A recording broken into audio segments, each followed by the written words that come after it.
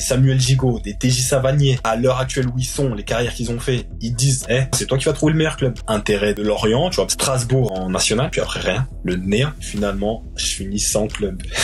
Quasiment dans la foulée, je vais à l'Euro et puis je signe pro. Tout, je commence avec les titulaires, t'as Carvalho qui arrive, t'as Martial qui arrive et je commence avec eux. Quand j'en parle avec des personnes qui ont joué contre moi plus jeunes, ils me disent mais en vrai quand on suit, ils me disent c'est quand même du gâchis parce que t'aurais pu avoir telle ou telle carrière. Et moi je leur réponds quoi? Je leur dis franchement. À 31 ans, ta carrière de football professionnel, elle est derrière toi. Pourquoi? Parce que malheureusement... Salut l'équipe, très content de vous retrouver pour le 54e épisode du podcast et aujourd'hui on a comme invité Monsieur Jérôme Faugeot. Bon, on est à une cinquantaine d'épisodes, une cinquantaine de parcours atypiques et l'épisode d'aujourd'hui ne sera pas une exception. Jérôme a des sélections en équipe de France Espoir avec la génération 93, il décroche son premier contrat professionnel à l'AS Monaco mais il se retrouve sans club à 22 ans. Pourquoi? C'est une bonne question. Mais c'est pas la seule. Comment se fait-il que sa carrière se soit terminée à 27 ans et que malgré tout ça, il n'ait aucun regret? Eh ben ne vous en faites pas, il va tout nous dire. Alors abonnez-vous, sortez le popcorn et sans plus tarder, bienvenue au cœur du jeu.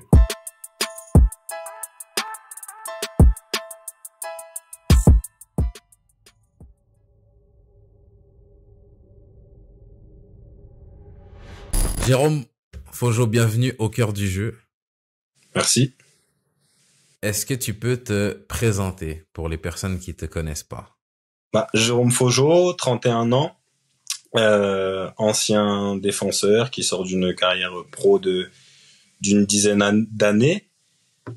Par où commencer? Je vais commencer par mon parcours amateur. Donc j'ai commencé dans je te coupe tout de suite. Normalement, je dis, est-ce que tu peux te présenter brièvement? Je te l'ai pas précisé. Ah merde. T'allais me faire tout l'épisode. T'inquiète pas, on va y venir. Ah, vas-y, ok. Là, tu m'as donné toutes les Donc, informations importantes. C'est bon, c'est nickel. C'est parfait. Ah bon? C'est parfait. Ok. J'ai dit, là, je suis un peu éparpillé. Là, faut que je me canalise, faut que je me concentre sur mon job d'animateur. On va bien faire les choses. En plus, on va passer un bon épisode. Ouais. À 31 ans, ta carrière de football professionnel, elle est derrière toi. La première question qui vient en tête, je pense pour les gens qui te connaissent pas, c'est pourquoi? Parce que malheureusement, je peux plus continuer le foot de haut niveau suite à un épisode médical qui a mis ma carrière en pause à l'époque de Clermont pendant plus de 2 ans. Donc j'ai réussi à reprendre sur la saison 2022 les 6 derniers mois. Mais après, force est de constater que le corps, il pouvait plus suivre pour le haut niveau. Est-ce que tu peux nous dire ce que t'avais? Alors, en octobre 2019, donc ça remonte maintenant, j'ai eu une mononucléose. Ok. Donc, qui m'a forcé à l'alitement pendant un bon mois. Et le 14 novembre 2019, j'ai une phlébite qui s'est détectée. Donc, grosse douleur à la jambe. Et donc phlébite et qui jusqu'à aujourd'hui me laisse des séquelles. Et donc ces séquelles là qui m'empêchaient de continuer à haut niveau. Et tu vois, il y a ce truc où moi c'est un truc qui commence à prendre de plus en plus de place dans ma tête où tu joues au foot. Moi je joue pas au niveau professionnel, mais c'est comme ça que je gagne ma vie. Et puis t'es conscient que un jour ou l'autre ça va s'arrêter. Et puis, des fois, tu fantasmes un peu sur la manière dont ça va s'arrêter. Ça va s'arrêter quand j'aurai décidé. Moi, c'est mon rêve.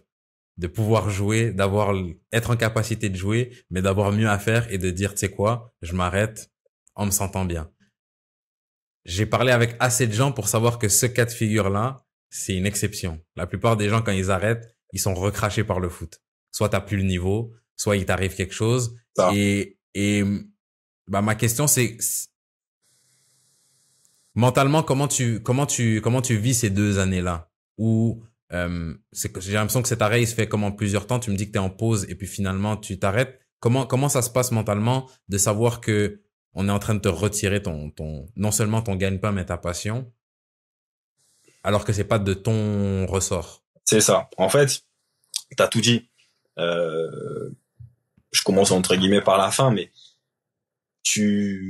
bien sûr quand tu commences le foot, t'as envie de décider toi-même Est-ce que tu veux t'arrêter? Tu vois, t'as envie de décider de ça. C'est ta décision. Et moi, j'étais obligé d'arrêter. Et comme tu dis, c'est des choses que tu ne maîtrises pas. Après, t'es obligé d'écouter ton corps. Après, honnêtement, je pouvais pas faire plus. J'aurais pas pu forcer plus pour avoir une plus longue carrière. T'es obligé d'écouter ton corps et c'est frustrant. Parce que tu passes juste avant la maladie, tu passes d'un joueur qui peut enchaîner des 30 matchs par saison, qui peut courir 90 minutes, qui peut courir pendant toute une semaine, tu t'entraînes normalement.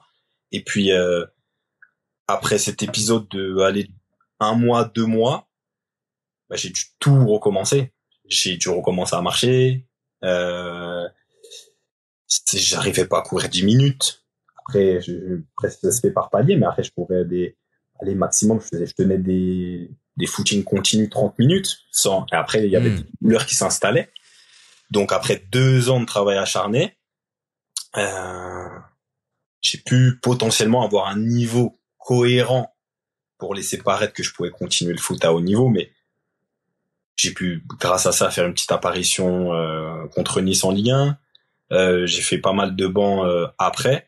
Après, je me reblesse musculairement, mais même au-delà de ça, c'était trop dur.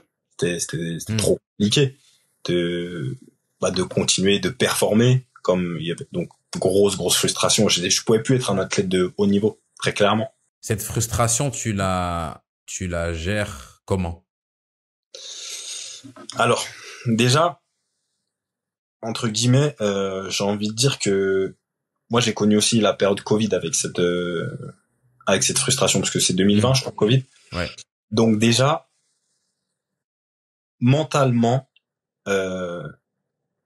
peut-être que ça m'a pas touché comme ça devait me toucher, parce que quand je vois le pays à l'arrêt, quand je vois qu'il y a avec le Covid, il y a des sujets plus importants, et que aussi, et par rapport à tout le monde, le Covid, ça a permis aux gens de se reconcentrer sur les priorités, tu vois. Et ça veut dire que ça m'a aidé aussi un peu à préparer tout ça. Donc ça veut dire, pendant toute la convalescence, tous mes coéquipiers de Clermont, ils pourront le dire,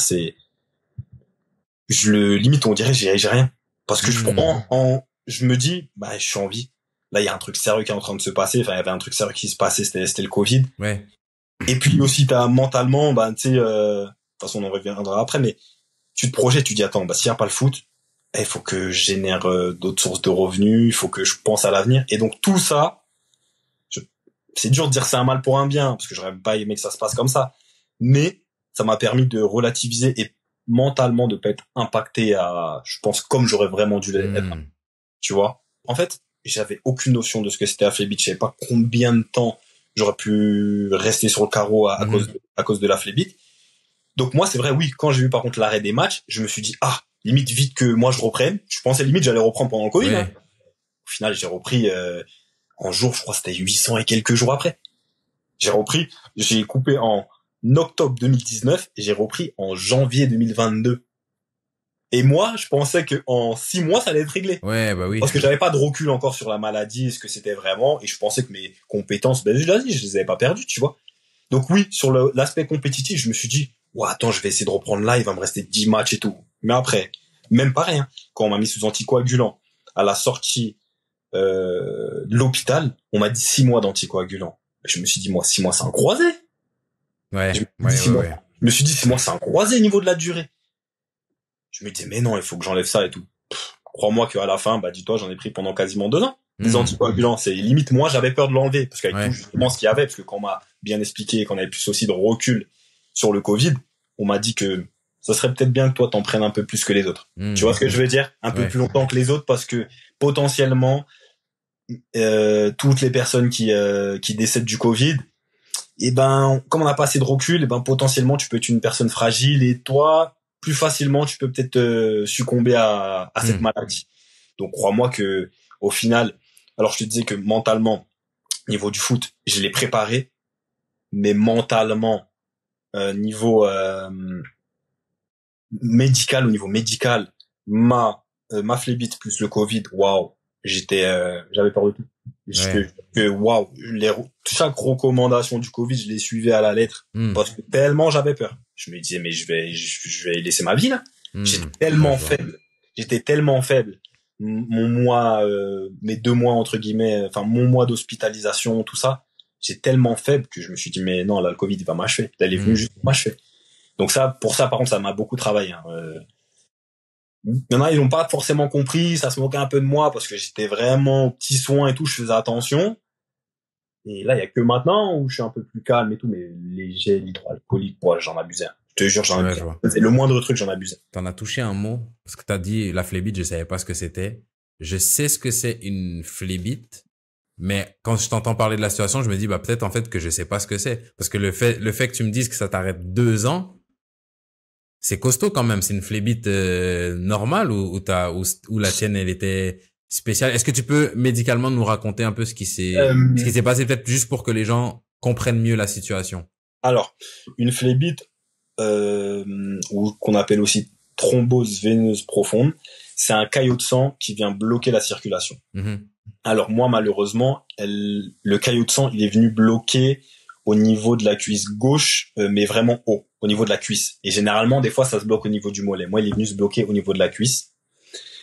Donc ça veut dire, déjà, moi, pour mon épisode, c'est parti en double embolie pulmonaire. Donc c'est-à-dire des fois, il y a 2 bouts de caillot qui partaient sur les 2 poumons. Donc justement, ça c'était diagnostic avant, parce que honnêtement, je suis même plus là pour en parler. Ouais. Et les séquelles font que le caillot où il était situé, le retour veineux se fait toujours pas bien aujourd'hui. Donc c'est-à-dire j'ai un membre, enfin ma cuisse gauche est plus gonflée au repos que ma cuisse droite. Et donc quand je suis en activité, donc quand je fais un peu de footing et tout, et là donc j'ai repris le foot en amateur, ma cuisse est beaucoup plus volumineuse. Okay. Et donc ça après c'est du terme plus technique, mais c'est aussi de la logique.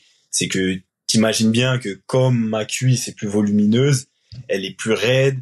Par exemple, j'ai pas une hyper bonne flexion. Puis elle est lourde aussi niveau poids. Et t'as une sensation aussi de jambes lourdes, comme on dit. Et donc ça veut dire ça, niveau effort, tu peux beaucoup moins en faire. Ouais. Laisse tomber. Ok. T'as les 2 ans où t'es out. Tu te bats et t'arrives à revenir les 6 mois revenir en Ligue 1 avec Clermont. Comment ça se conclut en fait? Si justement t'arrives à revenir, pourquoi c'est là-dessus que ta carrière professionnelle s'est terminée et comment ça s'est passé? Parce que pendant les 2 ans, tu mets énormément d'espoir et t'as tellement pas envie que ça se finisse comme ça. Parce que moi, j'ai commencé le foot, moi déjà c'était par plaisir, par amour du sport, c'était pas devenir pro. Mais quand tu fais toutes tes classes, on en reparlera de mon parcours et tout, mais quand tu fais toutes tes classes en jeune et tu te dis il y a potentiellement une bonne carrière à faire, quand tu joues en France, l'objectif c'est la Ligue 1. Ouais. Donc déjà même avant que j'arrête, ça se passait très bien avec Clermont parce que déjà je jouais et puis on se classait plutôt bien, on finissait au pied des playoffs. Quand ça arrête avec le Covid, on finit on est peut-être 4e sur une bonne série. Et l'année vraiment, et j'avais commencé cette saison-là d'ailleurs, où sur 10 matchs j'avais fait 7 titulaires et tout. L'année d'après, c'est cette année-là où on monte. L'année Covid, c'est cette année-là où on monte. Et après voilà, t'as de l'espoir, tu veux pas lâcher. Tu te dis que, et comme je te dis, t'as pas de recul, donc tu dis tu vas revenir comme c'était avant. T'es en Ligue 1. Tu montes en Ligue 1, bien sûr tu veux, t'as encore ce contrat, bien sûr tu te dis mais attends, j'ai toujours rêvé d'être là. Là maintenant ça arrive, tu vas pas lâcher. Tu lâches pas, tu vois. Ouais. Mais force est de constater que c'est plus comme avant. C'est une réalité, et ça fait mal encore de se dire que c'est compliqué. Alors oui, techniquement t'es encore là, mais le foot c'est énormément physique. T'as beau dire ce que tu veux. Si t'es essoufflé à peine, et encore je parle du souffle, mais c'est même pas, comme je te dis, c'est même pas le souffle, c'est histoire de, si tu fais un effort, en gros, et même, dis-toi ce que les adversaires ne savaient pas, mais c'est par exemple, je te dis, si je devais défendre 1 fois, ça allait, 2 fois, ça allait, 3e fois, c'est compliqué, 4e fois, si tu revenais sur moi, mais tellement j'avais plus de force dans la jambe gauche, tout ça, limite tu passais, mais tu ouais, je vois. J'étais un plot, mais les mecs savaient pas, même pas. Tu sais, quand je rentre à Nice, ils ont même pas connaissance de ça, mais en vrai, je suis un plot. Je fais un effort, mais après, je suis un plot. C'est un coup, je fais 1, 2, 3 actions défensives. Et la quatrième, comme je te dis, je peux même pas aller à la tête. Mais les joueurs, ils ne savent même pas. Donc moi, je vois en fonction. Mais c'est impossible. En vrai de vrai, tu peux pas jouer au foot comme ça. Surtout à haut niveau. Tu peux vraiment pas. Et comment t'arrives à, si, parce que là, tu parles d'un match, d'une entrée dans un match. Ouais. Avant ça, il y a les entraînements, il y a tout ça. Si c'est aussi difficile, comment t'arrives à arriver à rentrer en match? Après, j'ai fait le taf, hein. Aux entraînements, moi, où je suis content de moi, c'est que j'ai switché. À l'époque, j'ai été voir le prépa physique. Je lui ai dit, attends, j'ai plus ces qualités-là. Il faut que je les renforce autrement. Je défendais autrement. Okay. Tu vois, où moi, j'étais un joueur qui, par exemple, pouvait aller chercher le joueur un peu plus loin, laisser un peu plus d'espace. Et ben là, je le serrais direct. Effort, c'est moins d'efforts. Ou je les faisais différemment. Ouais, okay. On avait les GPS. À la fin, c'était cohérent ce que je faisais. C'était cohérent. C'était moins qu'avant. C'était cohérent, mais c'était différent. Des fois, c'était totalement différent dans le placement. Mais c'est bien. Sur ça, j'ai switché et j'ai appris à jouer différemment. Pas se mentir. Là où défensivement, j'aimais bien des fois laisser mon adversaire prendre la balle, venir me fixer, j'attendais qu'il pousse un peu d'un côté. Ben là, j'intervenais un peu plus vite. Ouais, je vois. Parce que j'avais pas le temps qu'il me fasse courir 50 mètres pour moi repartir. Et puis, mais franchement, j'ai géré parce que au début, je pensais vraiment que c'était un cadeau du coach de me mettre dans le groupe. En plus, je suis dans le groupe à Monaco, là où j'ai été formé. Donc je me dis c'était peut-être un cadeau, mais après quand je vois j'ai fait tous les groupes jusqu'à la fin. Bon après je me reblesse juste après le match contre Paris. Je me reblesse en réserve, dégoûté. Je me reblesse juste après le match de Paris. Ben je me dis en fait non. Et tout le monde m'a dit t'es un fou quoi. Il m'a dit t'as le niveau. Mais donc même cette souffrance là, de l'extérieur toi tu la ressens parce que tu connais ton corps avant et après. Mais de l'extérieur on se dit il est revenu. Voilà. Mais par contre, le truc, c'est quoi? C'est que j'ai toujours ce petit point d'interrogation qui me dit, est-ce que j'aurais pu jouer plus, surtout en Ligue 1? Quand je dis jouer plus, c'est le temps de jeu. Parce que j'ai joué 10 minutes, ok. Mais quand je me blesse, il y a eu pas mal de blessés par la suite. Et il y a des joueurs qui ont joué, et potentiellement, j'aurais pu jouer. Ils ont joué des 30 minutes, des 45 minutes. Et là, j'ai cette frustration de me dire, mince, tu vois, est-ce que j'aurais pu jouer plus? J'ai cette frustration, jouer en réserve, j'arrivais à faire des matchs complets, mais c'est pas pareil. Ouais. C'est pas pareil. On était en CFA2 à Clermont, c'est pas pareil, tu peux pas comparer, tu vois. Et puis même moi, si je voulais rester en pro, c'était minimum de la Ligue 2, tu vois, c'était pas pour redescendre en CFA2, donc N3, si je dis pas de bêtises. Ouais. Avec tout le respect que j'ai pour la N3, mais voilà, c'était vraiment, j'ai ce petit point d'interrogation pour dire, mince, est-ce que physiquement je pouvais continuer en Ligue 1? Puis après, force est de constater que bon, tu t'es obligé de faire un choix. T'es obligé de faire un choix et tu te dis que avec ce que j'ai montré et tout ça, ben c'est que non, tu vois. Ok. Et t'arrives à la fin de ton contrat? J'arrive à la fin de mon contrat, ouais. Ok. Et l'aventure avec Clermont, ton histoire du coup avec Clermont, on en discutait en off avant. Comment elle se termine? Parce qu'elle a duré jusqu'à il y a pas très longtemps. Ouais. L'équipe, je vous coupe 2 secondes. Calmez-vous. Je vais pas vous demander de vous abonner. Mon petit doigt me dit que c'est déjà fait. Non, aujourd'hui, c'est moi qui veux vous offrir quelque chose. Je vous annonce que je lance la newsletter au cœur du jeu pour partager avec vous des réflexions sur des choses que j'ai appris dans le podcast, vous donner des nouvelles et des actualités sur des joueurs qui sont passés dans le podcast, des conseils et bien plus encore. C'est gratuit et tout ce que vous avez à faire, c'est de cliquer sur le lien que je vous ai mis dans la description. Et elle est à vous, c'est cadeau. Tant qu'on y est, abonnez-vous. Ouais, qu'est-ce qui se passe en fait avec Clermont sur la fin? Pour juste finir ce qu'on disait, finir ce qu'on disait avant, tu sais que j'ai même des propositions de clubs, hein. J'ai Le Mans à l'époque et j'ai Versailles qui est intéressé. Donc après Versailles, ça s'est pas fait, ça n'a pas été plus loin, mais j'ai Le Mans où j'ai échangé avec le président pendant 2 fois, parce que une fois, je leur ai dit franchement, j'évalue un peu ma capacité et j'étais objectif avec moi-même. Déjà, pas objectif avec moi-même, mais c'était dur. Donc, c'est-à-dire, ça a mis du temps. Mais après, je lui ai dit franchement, non, je peux pas continuer, mais j'avais des opportunités. Donc, c'était vraiment une vraie question, est-ce que je pouvais continuer ou pas? Ouais. Parce que j'avais des opportunités de continuer. Bah oui. C'est ça. C'est pas comme si j'ai arrêté parce que j'avais pas d'opportunité de continuer. J'en avais. Ok, ça, donc t'arrives fin de contrat, il y a des opportunités, mais c'est ton état de santé qui fait que oui. c'est toi, en fait, c'est toi qui te dis, on disait que le rêve, c'est de décider de mettre un terme. Au final, c'est toi quand même, d'une certaine manière, qui met un, après, où j'étais quand même décideur. Mais après, là, je te parle de ça, mais pour rentrer entre guillemets, dans plus le détail, il y a une expertise médicale qui a été faite.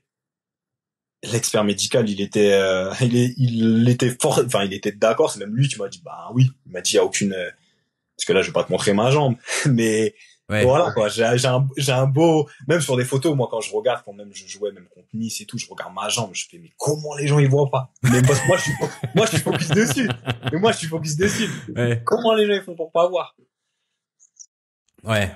Donc, concernant clairement un peu la fin, comment ça s'est passé. Donc forcément, je me sentais un peu lésé parce que je trouvais que c'était d'ordre médical. Donc moi, je me sentais forcément lésé et puis frustré de la fin. Et puis tu sais, les gens ils parlent, pas se mentir, les gens ils parlent. Tu leur expliques un peu ton histoire.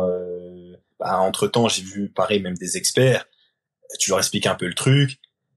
Et ils te laissent penser, même ceux qui sont pas calés en médical, ils te laissent penser que il y a potentiellement une petite erreur de la part du club, quoi. Il n'a pas été assidu à 100%, tu vois. Donc ça veut dire en y réfléchissant, ben ouais, j'ai fait une action en justice qui aujourd'hui est réglée à l'heure où je te parle. Action en justice qui je connais, hein, beaucoup vont dire oui, c'est pour le financier, tout ça, mais mentalement ça m'a fait du bien.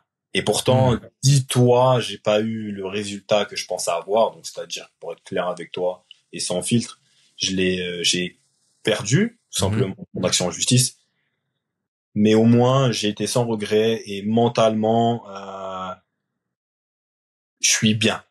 Tu vois, je suis bien, je suis libéré et je suis content parce que ma page foot professionnel en tant que joueur, elle est terminée, tu vois. Ouais. Là, c'est vraiment, je clôture le bouquin, tu vois, et c'était compliqué. Franchement, tu vois, c'était vraiment compliqué. Là, je te le dis comme ça, mais quand tu vis dedans, moi là, certes, j'ai 31 ans, le procès vient de se terminer là, mais moi, ma carrière, au final, je trouve qu'elle est terminée depuis que je suis tombé malade, depuis 2019. Ouais. Dire, je crois que j'avais 27 ans, donc c'est hyper tôt. En vrai, c'est hyper tôt, tu vois. Je crois, ouais, j'avais 27 ans, je sais même plus.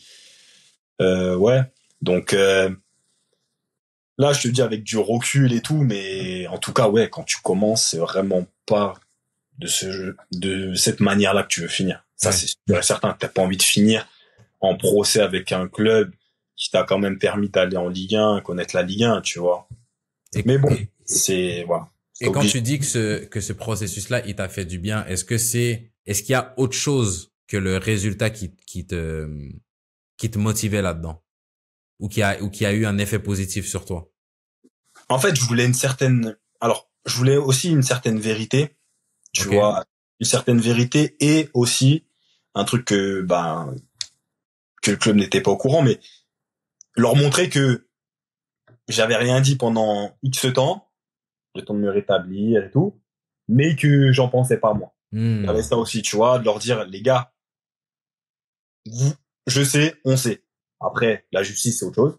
Mais même là, à l'heure d'aujourd'hui, je pense que certains doivent se dire, j'avoue peut-être que, tu vois. Et moi, en soi, je continue à le penser,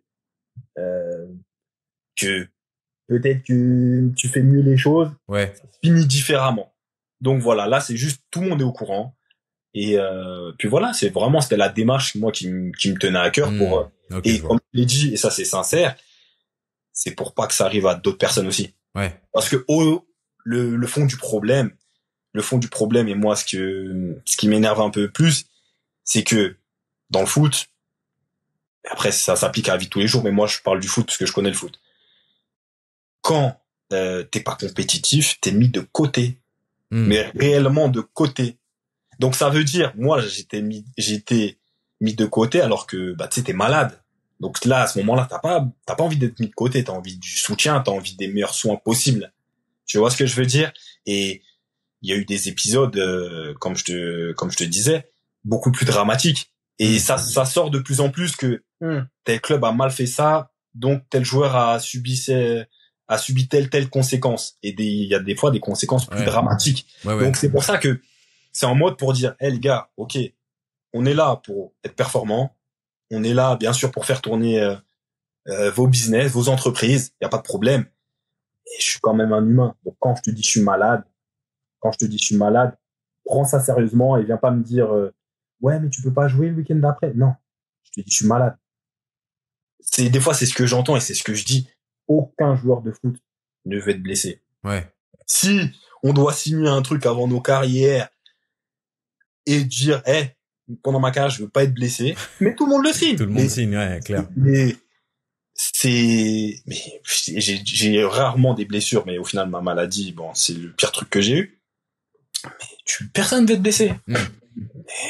Ouais, comme tu dis, on le sait que dans le foot, l'humain, il est pas toujours au centre, mais c'est vrai que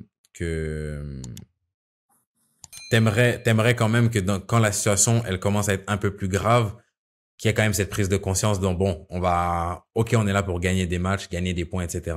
Mais on va pas jouer avec la santé des gens quand même. C'est ça. Et puis jouer avec une entorse.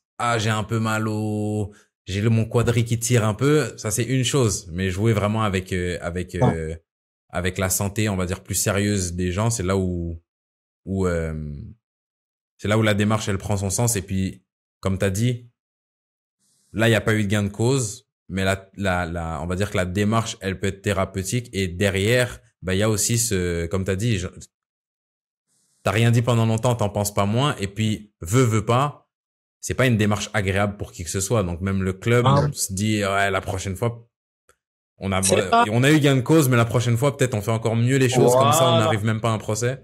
Voilà. C'est exactement ça. Donc, t'as dit que la démarche, elle était thérapeutique. Mais tu m'as aussi dit qu'à la fin, quand le verdict tombe, même s'il va pas dans ton sens, il y a comme un poids qui tombe, un poids qui s'enlève qui se retire de tes épaules. C'est quoi le poids qu'il y avait pendant tout le procès? Si tu peux me le rendre un peu plus concret. Le poids, enfin, en fait, t'as l'impression que c'est bête. Après, c'est peut-être moi aussi, peut-être mon côté peut-être un peu plus parano, mais tu sais, t'as l'impression que quand t'es en procès, faut faire attention à tout ce que tu fais. Mais ça n'a rien à voir avec le foot ou quoi, mais j'ai l'impression que même sur les réseaux, hein, c'est des trucs bêtes, hein, c'est des trucs potentiellement c'est des trucs qu'ils ont utilisés et tout, mais tu dis quoi? Tu vas mettre une story où tu cours sur un tapis, tu vas te dire, ça peut te porter préjudice, ça. Tu vois, c'est des trucs comme ça où que t'es plus libre de tes mouvements. Et tu vois, c'est un five entre amis, tu te dis, on met en story, moi je remets, tu te dis, potentiellement, ça s'est utilisé, donc tu penses à tout ça. Tu vois un mec qui te filme, tu te dis, attends, c'est sûr, alors s'il met, faut pas que quelqu'un, peut-être, mais moi, c'est mon côté parano, mais il est quand même réel. Oui. C'est des sujets qu'on a évoqués avec mon avocat à l'époque. Donc, c'est pour ça que ça te met vraiment un poids t'as l'impression que tu dois faire attention à ce que tu fais, pourtant tu fais rien de mal. tu fais vraiment rien de mal. T'essayes de faire ton sport, t'essayes de t'entretenir. Même le podcast, c'est le meilleur exemple. On en avait parlé il y a voilà. Et puis, le procès était en cours. T'as dit non, je peux pas. Je préfère pas, je veux pas faire d'erreur, pas dire un mot de travers. Voilà, t'es pas libéré. En tout cas, moi, c'était ma façon de vivre la chose. Et comme je te disais aussi, pareil, tu reçois un message de ton avocat. Tu t'as même pas encore ouvert le message, tu sais même pas si c'est bien, c'est pas bien. Mais t'as le petit stress qui se met. Tu vois, en mode, mon avocat, il m'appelle. Mon avocat, il m'a envoyé un message. T'as ça qui rentre en compte et tu sens que t'as un peu l'épée Damoclès au-dessus de la tête, tu vois, voilà. Donc maintenant que c'est fini, je te jure, t'es libéré, tu fais ta vie. Mais pourtant, j'ai rien changé, hein, mais t'es libéré. Dis-toi, tellement j'allais loin. Ouais, dis-moi. J'avais l'iPhone X. Donc moi, de toute façon, très économe et tout, de toute façon, tu sais, j'ai pas changé. Mais depuis que je suis en procès, pour pas perdre des messages, des photos, des trucs, je me forçais à pas le changer. Pourtant, il était mort. Ouais. Il était mort. Mon procès, il est passé. Pour te dire, là, je l'ai changé, tu vois. Parce que je me suis dit, vas-y maintenant. Parce que tu vois, je devais garder des messages, des photos, des trucs. Et tu sais, des fois, moi, j'étais pas trop doué en sauvegarde, je sais pas quoi, je connais pas tout. Donc, je me suis dit, on va pas risquer le truc. Ouais, je vois. Des fois, mon téléphone, il buguait. Je me dis, mais pourquoi je le change pas? Je dis, ah ouais, je suis en pro, c'est, des trucs fous. Et c'est moi. Arrête, peut-être, j'abuse, hein.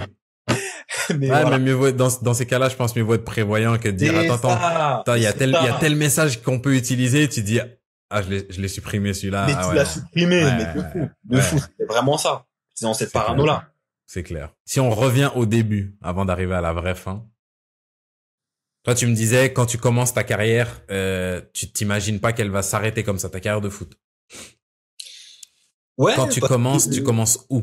Parce que je te fais le schéma jusqu'à amateur ou juste quand est-ce que tu juges que c'est ce que je dis tout le temps, tu sais, on a tous nos histoires différentes, mais je pense qu'on a tous on arrive quand même tous à identifier le moment où ça devient sérieux, où tu te dis ouais là je suis dans j'étais dans une démarche où tu vas vers quelque chose. Quand tu vas à Clairefontaine.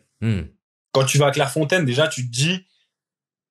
Et encore, à notre époque, je sais même pas si je me dis, ouais, ça va être sérieux en mode joueur pro. Mais si tu dis, t'as du niveau.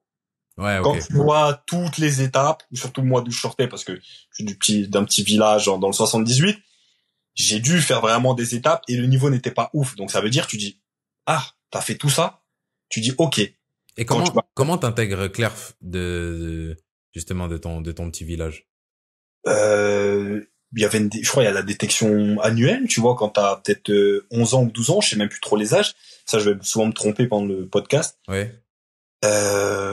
Tu fais les détections et t'as plusieurs tours, tu vois, et donc ça commence déjà dans ta commune, tu fais ça et puis je vais pas dire n'importe quoi, mais t'as peut-être 6-7 tours, tu vois. Okay. Puis les derniers tours, ça se finit à Clairefontaine. Okay. Et donc quand moi j'intègre Clairefontaine, et là je me dis c'est vraiment sérieux, j'ai un petit niveau aussi, parce que bah déjà tu sais tout ce que t'as fait avant, tu sais d'où tu viens, tu sais quand t'intègres Clairefontaine avec qui t'y es, quel joueur t'y es, parce que les joueurs ils jouent dans les meilleures ligues entre guillemets, tu vois, dans les meilleures divisions à ce moment-là. Et puis surtout dans la foulée, moi je signe à Monaco. Et j'avais signé à Clairefontaine, je signe à Monaco dans la foulée, même avant d'intégrer Clairefontaine. Monaco, j'ai déjà signé. Le centre qui vient Ouais, j'avais déjà signé. Donc ça veut dire j'ai fait Clairefontaine pendant 3 ans. Je savais que j'allais à Monaco après. Et c'est là où tu te dis, ok, c'est vraiment du sérieux. Ouais, c'est du sérieux. Et puis après quand t'enchaînes les années, donc première année, sachant qu'il vire à la fin de l'année 3 joueurs peut-être la première année, 3 joueurs la suivante. Et puis pour la 3e année faire le championnat en moins de 16 à l'époque où t'es surclassé, tu joues contre des 92, et tu vois que première sélection en équipe de France, tu la connais, tu dis ok, tu vois, tu dis c'est cohérent, enfin c'est ok, d'accord, pas de problème. Après tu joues avec les moins de 16, tu vois que ça tient la route, puis t'intègres Monaco, et puis après pareil, hein, Monaco tu vois que après quelques mois t'es surclassé, l'année d'après t'es encore surclassé, t'es l'un des seuls. Tu dis vas-y, c'est bon, tu vois, après tu comprends avant, mais tu dis ok, tu dis il y a vraiment quelque chose à faire, quoi. Et c'était 93, t'étais avec Fawzi là, à Monaco? Fawzi Ouamar, ouais. Ah, j'ai joué avec Faou il y a 2 saisons à Dole. Ok. Donc, Fawzi pareil, monstrueux, c'est sa blessure qui lui donne une baisse de régime, mais monstrueux. Ce qui faisait moi quand j'arrive, parce que comme nous en tant que 93 en étant à Clairefontaine, j'arrive 1 an après, il y avait lui qui était déjà en 19. Ok. Et avec Dominique Pandore. Mais les deux, ce qu'ils faisaient, c'était n'importe quoi. Voilà. Là, Faou, c'est un top joueur. Ah oui. Et, ok, donc donc on a Clairefontaine. Tu sais déjà que tu t'engages à Monaco. J'imagine qu'arriver à Monaco avec le statut Clerf, ça en jette aussi, parce que c'est un bon centre de formation Monaco, donc t'arrives quand même avec un statut là-bas, surclassé. La porte vers le monde pro, elle s'ouvre quand? Et elle s'ouvre comment? La porte vers le monde pro, elle s'ouvre quand je suis encore stagiaire. Ok. Niveau des dates, c'est en 2000, peut-être 12, je dirais. Le président russe, il est arrivé à ce moment-là ou il arrive juste après? Oui, je crois il est arrivé. Okay. Que la saison d'avant, la saison d'avant, bah justement, j'allais y venir. C'est les 6 premiers mois, c'est là où Monaco ils sont au port du national parce que changement de coach, il fait monter quasiment tous ceux de CFA. Ok. Quasiment tous ceux de CFA et ça se passe pas bien au port du national. Et après, justement, le président russe il arrive, je crois nouveau coach. Non, pas nouveau coach, mais quasiment toute une équipe. Ouais. Quasiment toute une équipe où sur la deuxième phase tu finis troisième. Et c'est là où j'ai joué le dernier match contre Boulogne-sur-Mer. J'étais encore stagiaire et donc ça c'était en 2012. Et puis quasiment dans la foulée je vais à l'Euro si je me trompe pas sur les dates et puis je signe pro.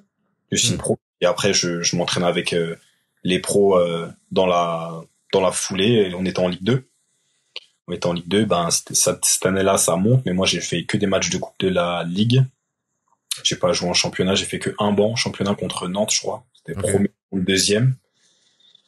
Mais ouais, après à Monaco, là, cette porte-là, elle aurait peut-être pu s'ouvrir avant, tu vois. J'avais une frustration quand bah tu vois l'épisode où beaucoup de joueurs de la CFA sont montés, parce que moi je jouais titulaire en CFA et je connais le foot, hein, des petits micmacs ont fait que bah moi je reste en CFA et même des remplaçants de CFA soient titulaires en Ligue 2 en pro.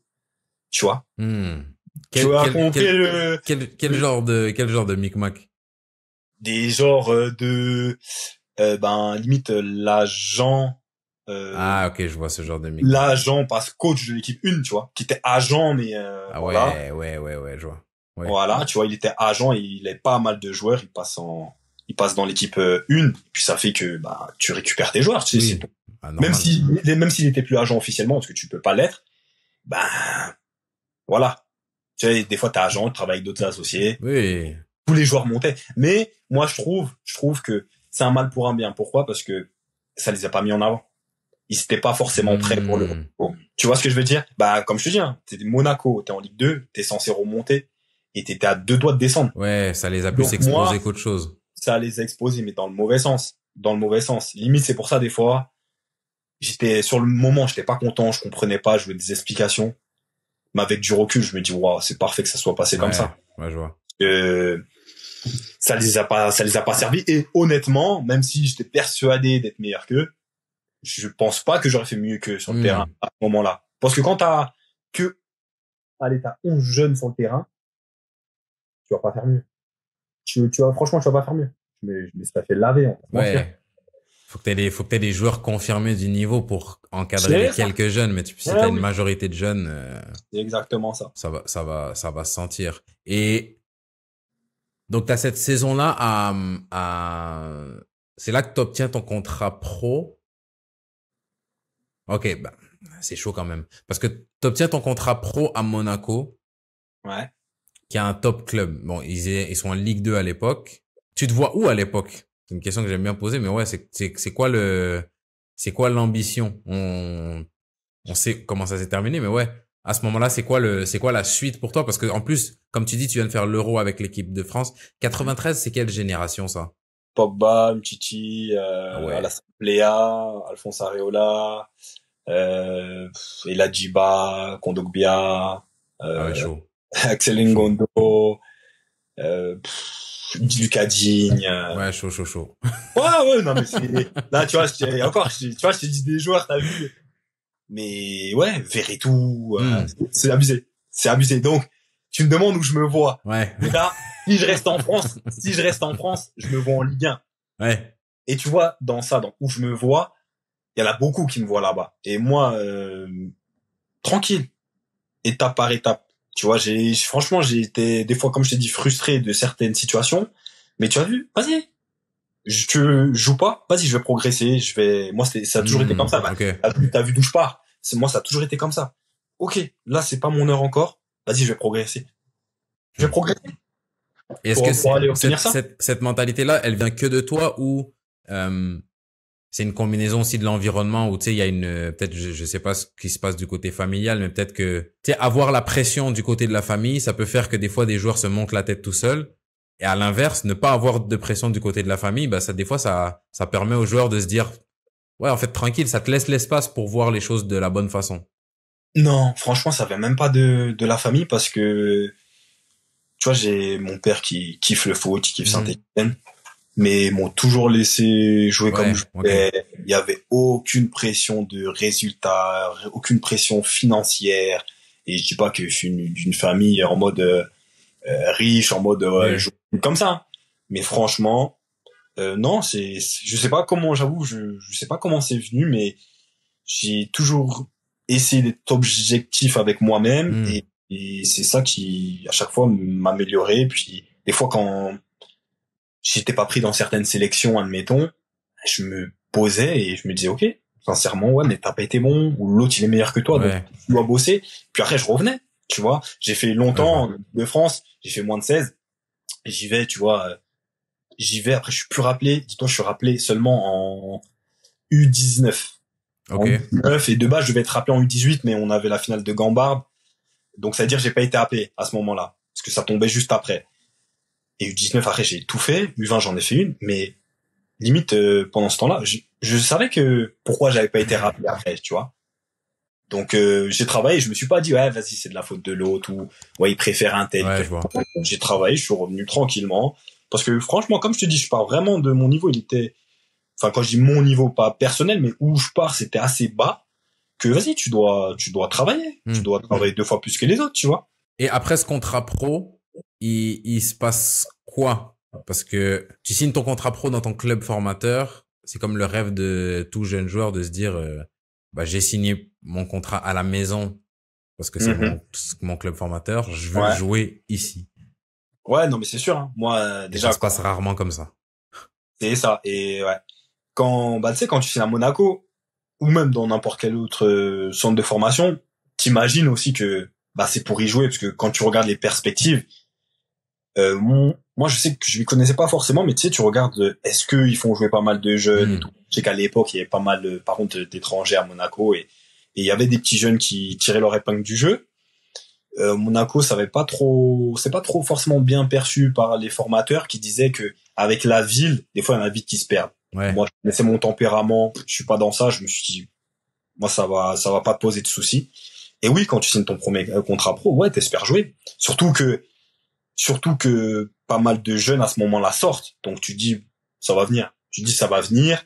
Euh, à ce moment-là où Ranieri reprend l'équipe, donc je m'entraîne avec eux, je vois que mon niveau il est cohérent pour Mhm. faire quelques apparitions et d'ailleurs bon, je l'ai fait en coupe et ça se passe super bien parce que je crois une fois on va jouer contre Nîmes, je crois on perd, hein. Je suis défenseur, tu vois, c'est dur de dire ça mais un coach il vient me voir, le coach est gardien et il me dit je sais pas si le coach il va te dire mais t'as fait un super match tout ça Hmm. et donc ça veut dire tu sais, tu vois, le coach il vient de parler, c'est Ranieri, tu vois, il vient de parler quand il te dit je te fais pas jouer parce qu'il y a du monde et moi je l'acceptais ça. T'avais des Eric Marester, Ouais. il y avait ça avait des carrières, t'avais des Kagelmacher aussi. À l'époque c'est pareil, grosse carrière et tout. Donc moi je savais, j'étais juste patient, j'attendais mon tour. Et c'était compliqué de jouer parce que ça gagne tous les matchs. Tu Ouais. veux jouer où, tu vois. Il y avait très peu de jeunes qui jouaient. Pour donner un exemple, Kurzawa il jouait pas à ce Hmm. moment-là. Et il lui avait dit, hein, il lui a dit par contre tu joueras pas en Ligue 2 parce que pour moi je trouve que c'est pas forcément ton niveau, mais t'as le niveau Ligue 1. Et il jouait pas. Même Ok. lui il mangeait Ouais. son pain noir sur le côté. Et au final, bah, il fait la carrière qu'il a eu, Hmm. tu vois. Donc moi, je me dis, vas-y, ça va être comme ça, tu vois. Ça va être comme ça. Donc je me suis dit, je vais attendre mon petit temps, je m'entraîne bien comme il faut, je fais mes preuves et tout. Et je me suis dit, ça va être comme ça. Mais arrivant en fin d'année, t'as des possibilités de prêt, tu vois. T'as des possibilités de prêt qui s'ouvrent à toi. Et donc t'as le CA Bastia qui monte pour la première fois de son histoire en Ligue 2. Bah j'ai réfléchi comment. Je me suis dit, j'ai pas joué en Ligue 2. Le groupe il va être plus étoffé. Et quand je te dis ça, dis-toi, il y a déjà l'autre préparation. Donc l'autre préparation, c'est on est déjà en Italie. Je commence avec les titulaires, hein. Je pourrais Hmm. t'envoyer des photos et tout. Je commence avec les titulaires. T'as Carvalho qui arrive, t'as Martial qui arrive. Et je commence avec eux. Et t'as les vignes, t'as Kurzawa à gauche, tout ça. Tu dis t'as Radji. C'est cohérent. Ouais. Mais dans ma tête, je me suis dit, je me disais toujours, le coach me connaît. J'ai pas joué en Ligue 2. Je vais pas jouer en Ligue 1. Hmm. Vas-y, laisse-moi aller jouer en Ligue 2 tranquillement. Tu vois, j'aurais pu me dire non, non, je reste. En plus, là, c'est en Ligue 1, je suis à Monaco, Ligue 1, nan. J'aurais pu rester, me dire, j'étais sous contrat, le coach, c'est pas le coach qui m'a dit de partir. Et c'est pas ce que tu te dis. Est-ce que, je te pose la question comme elle me vient en tête. Est-ce que c'est pas un peu un, bah, j'allais dire, je te pose la question comme je te la pose, mais au final, je rajoute quand même du contexte parce que je trouve ça, je pense que c'est important.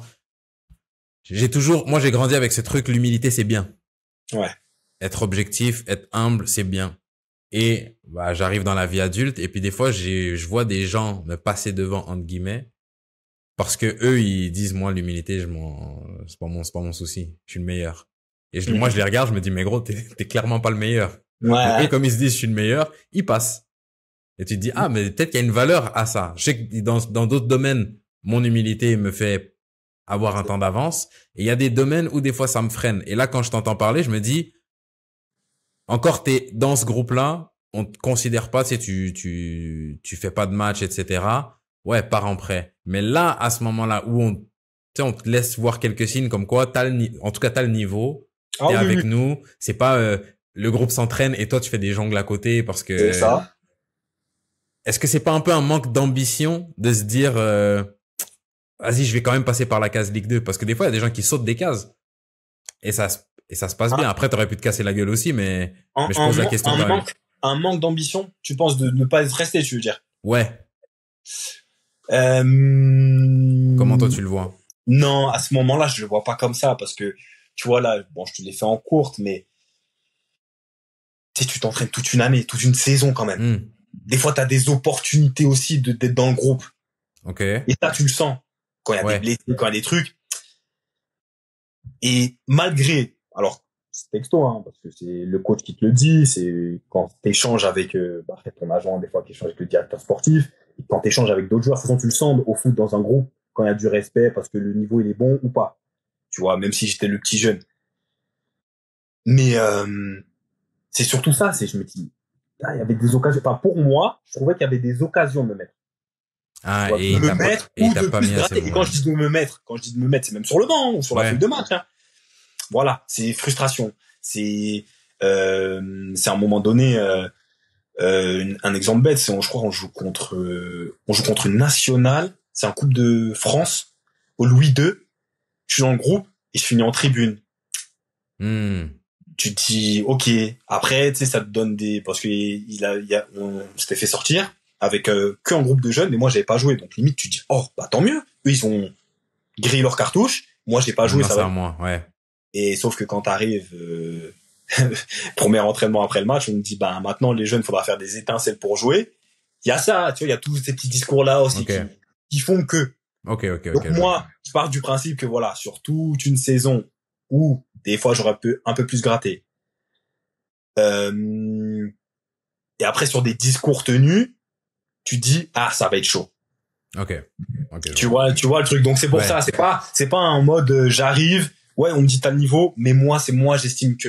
Ok, ouais, non, tu t'es basé sur tous ces petits trucs là pour dire bon, même si là tu me fais croquer, il y a moyen que ce soit juste la prépa et tout. Ouais. J'ai déjà vu ce film là. Non. Surtout là je t'ai dit Carvalho, Martial qui sont arrivés, mais après t'as du Falcao, t'as du James Rodriguez, t'as du Fabinho à mon poste qui est arrivé. T'as du Kondogbia, je crois, qui est arrivé. Après, t'as la grosse artillerie qu'on connaît tous, tu vois. Oui. Donc, c'est pour ça que moi, dans ma progression, sachant qu'aussi, j'ai toujours choisi le sportif parce que je savais ce que j'avais fait en amont. Et c'est-à-dire, quand tu fais pas mal de sélections, quand tu gagnes pas mal et t'es toujours dans les équipes qui sont en finale où tu gagnes des trophées, tu sais que le sportif, il est là. Donc, je me suis dit, c'est une question de temps, c'est une question de timing, c'est une question de chance. Donc c'est pour ça que quand j'ai l'opportunité en Ligue 2, je la saisis. Parce que je me dis, et parce que moi, dans ma tête, je me dis quoi? Laisse-moi aller en Ligue 2, je vais revenir en force, limite même à Monaco, tu vois. Ok. Tu vois? Oui, puis ça répond du coup à mon truc d'ambition. C'est même pas aller en Ligue 2 pour faire le petit, c'est, vas-y, je vais là-bas, je vais tout casser, et puis comme ça, je reviens en chef. Et je reviens. Parce que moi, parce que pareil aussi, c'est qu'il faut recontextualiser à l'époque comment c'était. Quand je dis j'ai joué mon premier match à 19 ans, certains me disent c'est tard parce que maintenant t'as l'habitude de jouer plus tôt. Mais avant c'était pas pareil, ils demandaient de l'expérience. Tu vois ce que je veux dire? Avant ils te demandaient de l'expérience. Donc c'est pour ça moi je suis parti chercher mon expérience. Mais quand je reviens avec ma petite expérience, parce que ça n'a pas passé comme je souhaitais au CA Bastia, je pensais jouer beaucoup plus. Tu te dis, les gars, je reviens avec mon expérience, c'est comment? Arrête, on te dit, ah ben non, mais ça a changé maintenant, c'est plus comme ça. Hein. Tu vois ce que je veux dire? Ouais, je vois. Le projet, il change, tu te dis, ouais. Ok. Il y a ça aussi. Et au CA Bastia, juste rapidement, pourquoi t'as pas eu le temps de jeu que tu pensais avoir?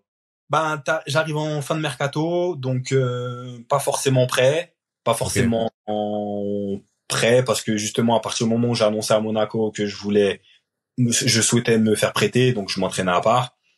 Avec quelques autres joueurs, tu vois, un peu dans loft, on va dire. Donc tu t'entraînes pas forcément, t'imagines bien, avec les conditions pour reprendre la compétition. Ouais.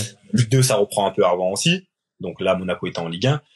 Ça reprend, au Sébastien, ça reprenait avant. Donc j'arrive peut-être, je sais plus quand j'arrive, mais en tout cas, je suis en méforme. Donc ça, c'est voilà, je me dis, en 3 semaines, 1 mois, je suis apte à la compétition. Les résultats, ça se passe pas forcément bien. Mais le truc, c'est quoi? C'est que clairement, le coach nous l'a dit après, hein, et c'est tout à son honneur, mais c'est que l'équipe était sur 2 montées consécutives, CFA National Ligue 2. Mm-hmm.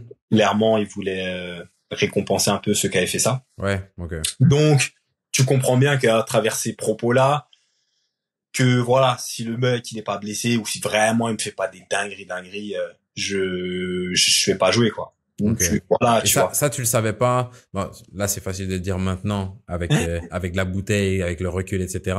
Mais à l'époque tu vois pas.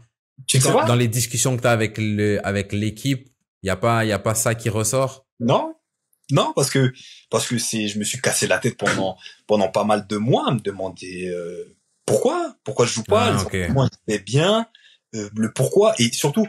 Tu sais comment ça se passe, tu vois, à un moment donné, t'as les résultats aussi. Ok, je m'entraînais comme il fallait. T'as les résultats, est-ce que le mec à ta place fait des petites erreurs et tout, mais tu sais, quand t'es en défense, tu prends contre 3, je perds 7-0.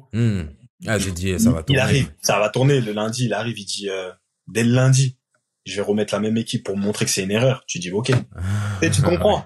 Montrez-moi que c'est une erreur, tu comprends. Alors que quand je te dis, je te prends 3, l'exemple de 3, il vient pas le premier match, hein. Il vient pas au milieu de la saison, mais t'as déjà fait pas mal de mois, quoi. Et pour en avoir discuté avec le coach adjoint qui est maintenant à Nice, qui suit Franck Hez, Lilian Alice, il me disait, honnêtement, Jérôme, il me dit, le seul truc que je peux dire, c'est continue comme ça. Il m'a dit, et même à la fin, le coach, quand on s'est serré la main, il m'a dit, franchement, c'était bien de travailler avec toi. Mais voilà, pour telle ou telle raison, je t'ai pas mis, donc il m'a expliqué les raisons, c'était celle-là. Mais en mode, si tu veux revenir les prochaines, t'es le bienvenu. Tu vois, quand tu joues pas un coach, tu dis pas ça. Tu vois ce que je veux dire ou pas? Donc voilà. Mais c'est comme ça. C'est des trucs qu'on ne dit pas en amont, tu vois. C'est dommage parce qu'on dit ça en amont, tu viens pas pareil. Ouais. Et t'as pas un agent. À ce moment-là, t'es entouré ou pas? T'as un agent ou pas? À ce moment-là, j'ai un agent. Ok. Ouais. Et c'est pas un peu c'est pas son job à lui, justement, d'avoir les tenants et les aboutissants de la situation dans laquelle tu débarques. Ça va être sûr que le latéral droit ou le gars qui joue à ton poste, c'est pas le fils du coach. Être sûr que, tu vois, que là où j'emmène mon poulain, c'est une bonne situation pour sa carrière à lui. Ça veut dire qu'il vient jeune joueur pour jouer. Déjà, tu vois, je vais te résumer un peu, parce que tu m'as parlé d'agent et c'est souvent ce que je dis. Moi, je pense que j'ai pas fait les bons choix d'agent. Et quand je dis je pense, c'est admettons si t'avais 2 agents qui venaient, j'ai l'impression, c'est peut-être moi qui dis ça et l'autre, ça aurait été pareil, et j'ai l'impression que j'ai toujours choisi le pire dans le truc. Donc, pour revenir à ça, oui, c'est lui qui devait avoir ses tenants et ses aboutissants. Après, est-ce que des arguments comme ça, est-ce qu'un président de club va le dire forcément aussi à l'agent pour que le joueur vienne? Je pense pas. Donc ça, sur ça, tu sais, il va pas dire en mode, le coach, il va faire jouer ses gars parce que il les a fait monter 2 fois et potentiellement ils vont vivre que ça une saison pro dans leur vie. Tu vois, il va pas peut-être te le dire. Ouais, mais après aucun agent va mettre ces joueurs-là. Je me dis que c'est peut-être que l'erreur elle est dans la situation justement, c'est le président non, il va pas me dire ça. Si ça se trouve le président il est même pas au courant. Mais justement, Oui. c'est par le coach, par le Après, président. après, là où je suis, là où je te rejoins, c'est que c'est un travail de creuser ces pistes-là, Hmm. d'analyser ça. Et puis même, hein, tu vois, des fois, tu peux le voir, tu sais, t'as fait deux montées. Tu peux voir si le groupe, il a changé. Tu sais, tu Oui, peux analyser comme ça, parce que des fois, il y a des groupes qui montent, mais tu fais changer ton groupe, parce que tu sais exactement. d'une division à une autre. Mais par contre, tu peux avoir déjà tes réponses en regardant. Donc ça, t'as totalement raison. Et puis, après, même pour aller plus loin, même au niveau des agents, tu vois, à ce moment-là où tu te compares un peu, les 93 qui sont en sélection, ou qui font les mêmes trucs que moi, ils signent pas dans des clubs qui sont promus pour la première fois de leur Oui, histoire. Des fois, ça va signer, par exemple, un Youssouf Sabaly, ça va signer à Evian Tononga hier en Ligue 1, je crois. ouais. Tu vois? Donc, moi, j'ai pas demandé de signer en Ligue 1, mais j'ai demandé, potentiellement, t'aurais pu me faire signer dans un club plus sécure Hmm. par rapport, attention, je garde toute proportion gardée par rapport au CV que j'avais en Ouais, début. à l'époque. Ok. Voilà. Parce que tu vois, je te dis que par rapport au CV en jeune, ce que j'avais, c'était quand même cohérent parce que tu t'es quasiment en finale de toutes les compétitions de Hmm. ta catégorie. Donc c'est pas déconnant. Ouais, ouais. Et quand tu vois certains de ta génération qui à peu près ont le même cursus que toi dans les clubs où ils vont en prêt, dans l'année où ils décident de se faire prêter, c'est là où tu dis globalement, alors oui, le problème d'agent qui déjà a pas fait son travail pour te sortir un meilleur projet ou des Mhm. meilleurs projets, tu vois. Là, c'était le seul projet que j'avais, clairement. Ok. Tu vois. Et si on arrive sur ton cas à toi, pourquoi ce mauvais choix? Parce que l'agent, il a sa responsabilité. Je me Ouais. dis, c'est à partir du moment où c'est toi qui va trouver les opportunités pour quelqu'un, c'est ton job de trouver les bonnes opportunités. Ouais. Mais l'agent, il travaille pour toi. Des fois, plus jeune, c'est pas comme ça qu'on le voit, mais l'agent, il travaille pour toi et c'est toi l'employeur. Ouais, Quand un ouais, ouais, employeur, ouais. il a un mauvais employé, on dit, bah, c'est toi qui l'as engagé. Donc Mais, là, mais, mais comme tu dis, toi qui es le CEO à l'époque, ouais, pourquoi ce mauvais choix? parce que pas de recul, pas de Hmm, connaissance. Ça, c'est pas de connaissance, mais j'ai même pas honte de le dire, mais c'est vrai que en fait, tu penses connaître le foot, mais tu connais pas l'intérieur vraiment du foot, tu hmm, vois. Donc, pas de connaissance. Tu vois, pas de connaissance et j'avais pas, malgré, tu vois, tout ce que je faisais en jeune, j'avais pas full de demandes d'argent, tu vois. ok. J'avais vraiment pas full, c'est pas, j'ai choisi entre 10 agents et tout, tu vois. Euh, pour te recontextualiser le truc, c'est, je suis même pas majeur, il signe en présence de mes parents. Carrément, c'est mes parents qui sont obligés de signer. Hmm, Donc, comme je te dis, un entourage pas porté foot, moi, t'es naïf un peu, bon des bisounours. Je me suis dit ouais, quoi? Mon talent ou le fait que ben j'ai ce cursus-là va faire que c'est forcément le bon agent. Et puis, vas-y, moi, de toute façon, peu importe, même s'il lui fait pas le taf, moi, je vais faire le taf sur le terrain. Je ouais, me dis ça. Je me dis, mon sportif va faire le taf, tu vois. Mais, oui, honnêtement, pas de connaissances. Pas de ok. connaissances, pas de connaissances. Ah oui, oui, donc, mais moi, je l'assume clairement, parce que, même moi, comme je te disais, remise en question, je me dis, mince, attends, comment moi j'ai eu cette proposition seulement, et pareil, la proposition du Sébastien, c'est la seule et l'unique. Tu Hmm, vois, j'ai pas d'autres propositions pour me retourner aussi. Donc c'est à un moment donné, c'est que ton agent va dire à Monaco, ouais, il va partir. Ah ok, il va partir, donc on compte plus sur lui. Et puis t'as pas de solution à côté. Tu vois, c'est ouais, ouais, ouais, une erreur que ouais, je ouais, fais de ta ouais. part aussi. Laisse-moi m'entraîner avec Monaco et, Oui, trouve un truc à et côté, et trouve un puis truc le à côté, moment où, voilà. oui, je vois. Mais là, je te parle de ça, j'ai 31 ans, bientôt Ouais, 32. Mais quand je te dis 10, bon là non, j'avais peut-être 19. Ouais, comme je te dis, peut-être 19 ouais, ans, ouais. J'arrive sur la nouvelle, ouais, 19. T'as pas ce recul. Tu te dis le foot c'est comme ça, tu l'idolâtres le foot, tu dis ça va être comme ça, c'est le talent qui paye et puis basta. ouais, je Mais vois. t'as pas ce recul là. Hmm, Et t'as personne dans mon entourage mais c'est comme ça et dans beaucoup qui va dire non non non, attends là ce qu'il te propose c'est du n'importe. J'aurais pu signer n'importe quoi hein, avec un genre. Et c'est pour ça que je me dis là j'ai signé dans des clubs où je me dis c'est pas forcément les bons choix que j'ai fait et tout, mais j'aurais pu vraiment signer comme Pogba, mettons, à signer avec, bah, tu vois, un mec comme Pogba signe un droit d'image, tu sais, tu ouais, signes à la vie, tu regardes, j'aurais pu, et tant mieux pour moi, mais j'ai pas oui, signé ce genre de truc. Heureusement que je lisais un minimum, tu vois, mais, bon, il y a manque ouais, de ça aurait pu connaissances. être pire. Ah oui, bien sûr, bien sûr, bien Hmm. sûr. Et du coup, ouais, donc l'année, on va dire ratée entre guillemets à Bastia, tu reviens à Monaco. Ouais. sans l'expérience que tu voulais aller chercher. Ouais. Et là, tu repars. Alors, comment ça se passe? Je reviens alors avec une douzaine de matchs. Je reviens avec une douzaine de matchs de Ligue 2, 16 matchs en tout, avec la Coupe de France à l'époque et Coupe de la Ligue.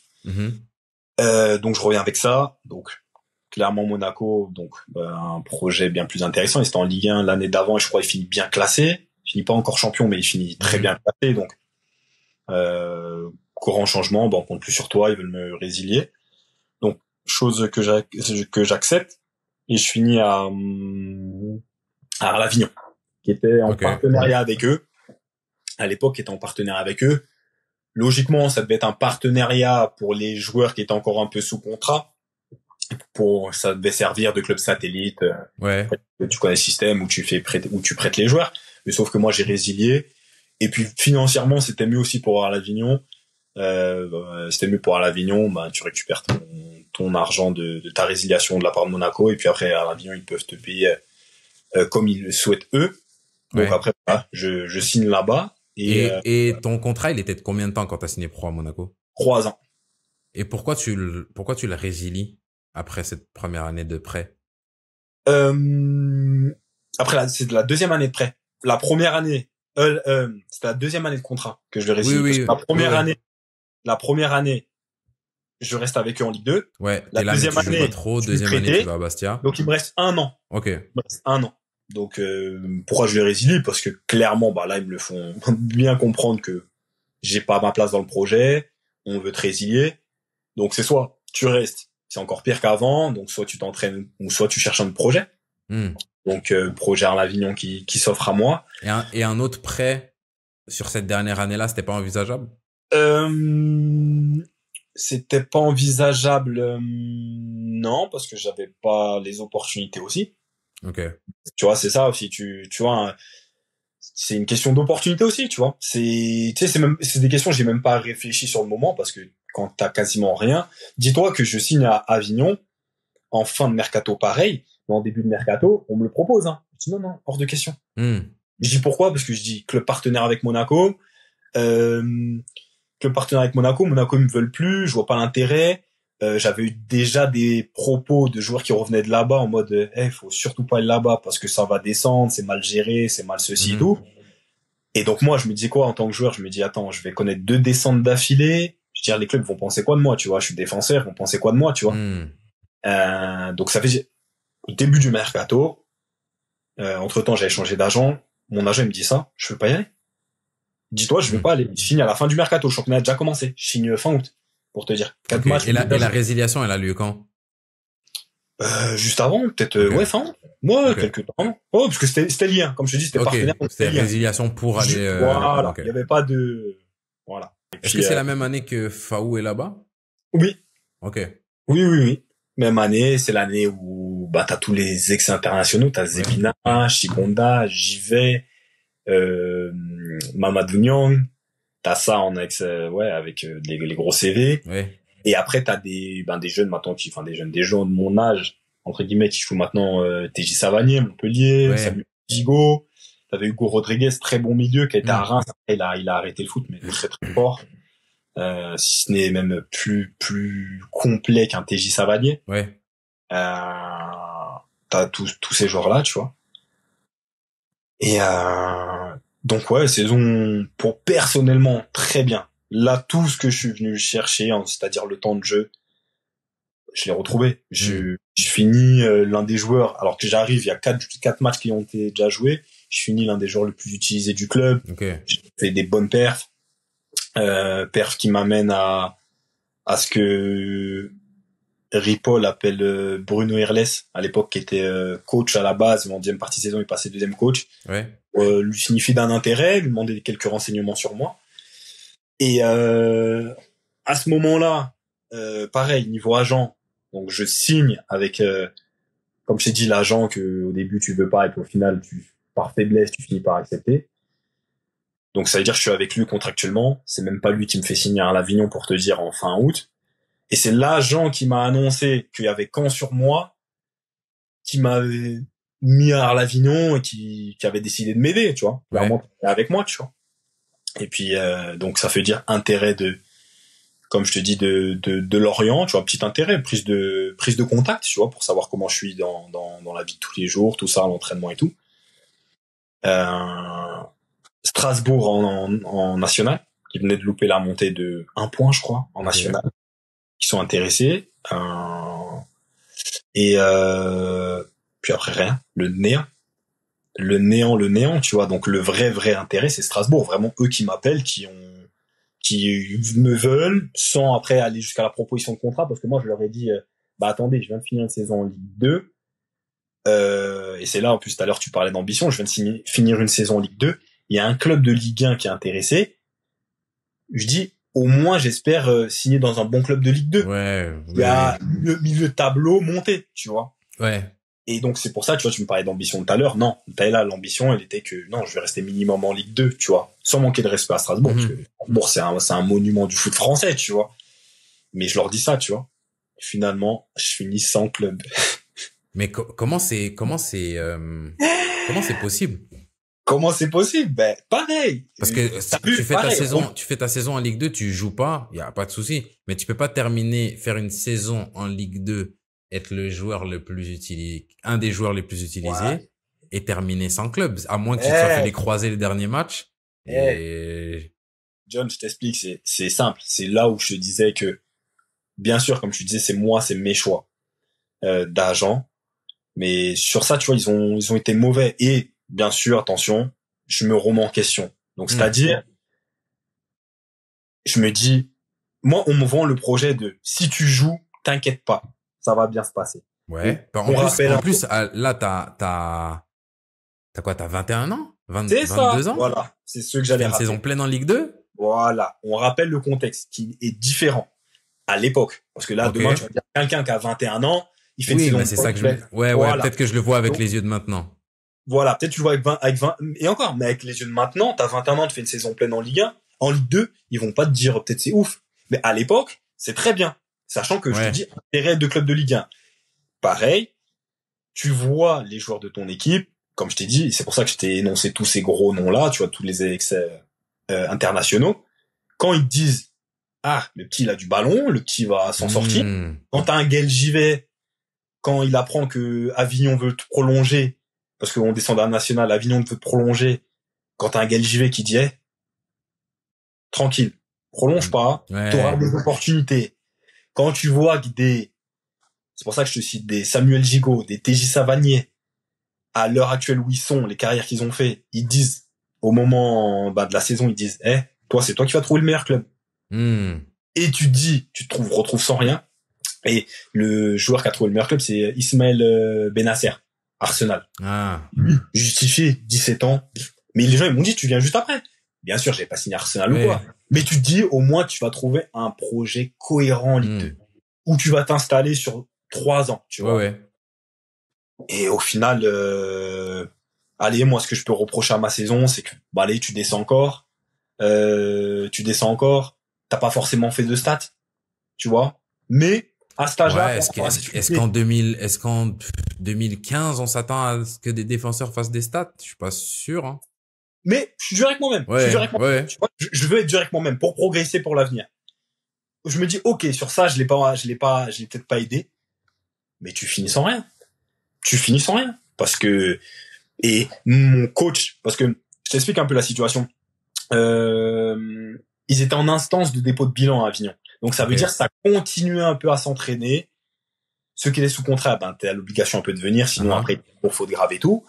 Et après, ils libéraient un peu les joueurs. Moi, j'étais sans contrat, j'avais quand même m'entraîner avec eux. Mon coach, il hallucinait. Il me disait, mais comment ça se fait, t'as rien? Il me disait, mais c'est bizarre, Tours, il cherche. Valenciennes, il cherche. Il me dit, Valenciennes, ils ont appelé pour ton remplaçant, qui était Gary Boccali, à l'époque. Tu vois, et malheureusement, il avait pas mal de petits soucis et tout. Il me dit, mais attends, mais comment? Sans lui manquer de respect, il disait, mais comment? Ils appelaient pour Gary, qui avait joué, je crois, il avait pas joué beaucoup de matchs. Je crois, il avait joué 5 matchs, le pauvre.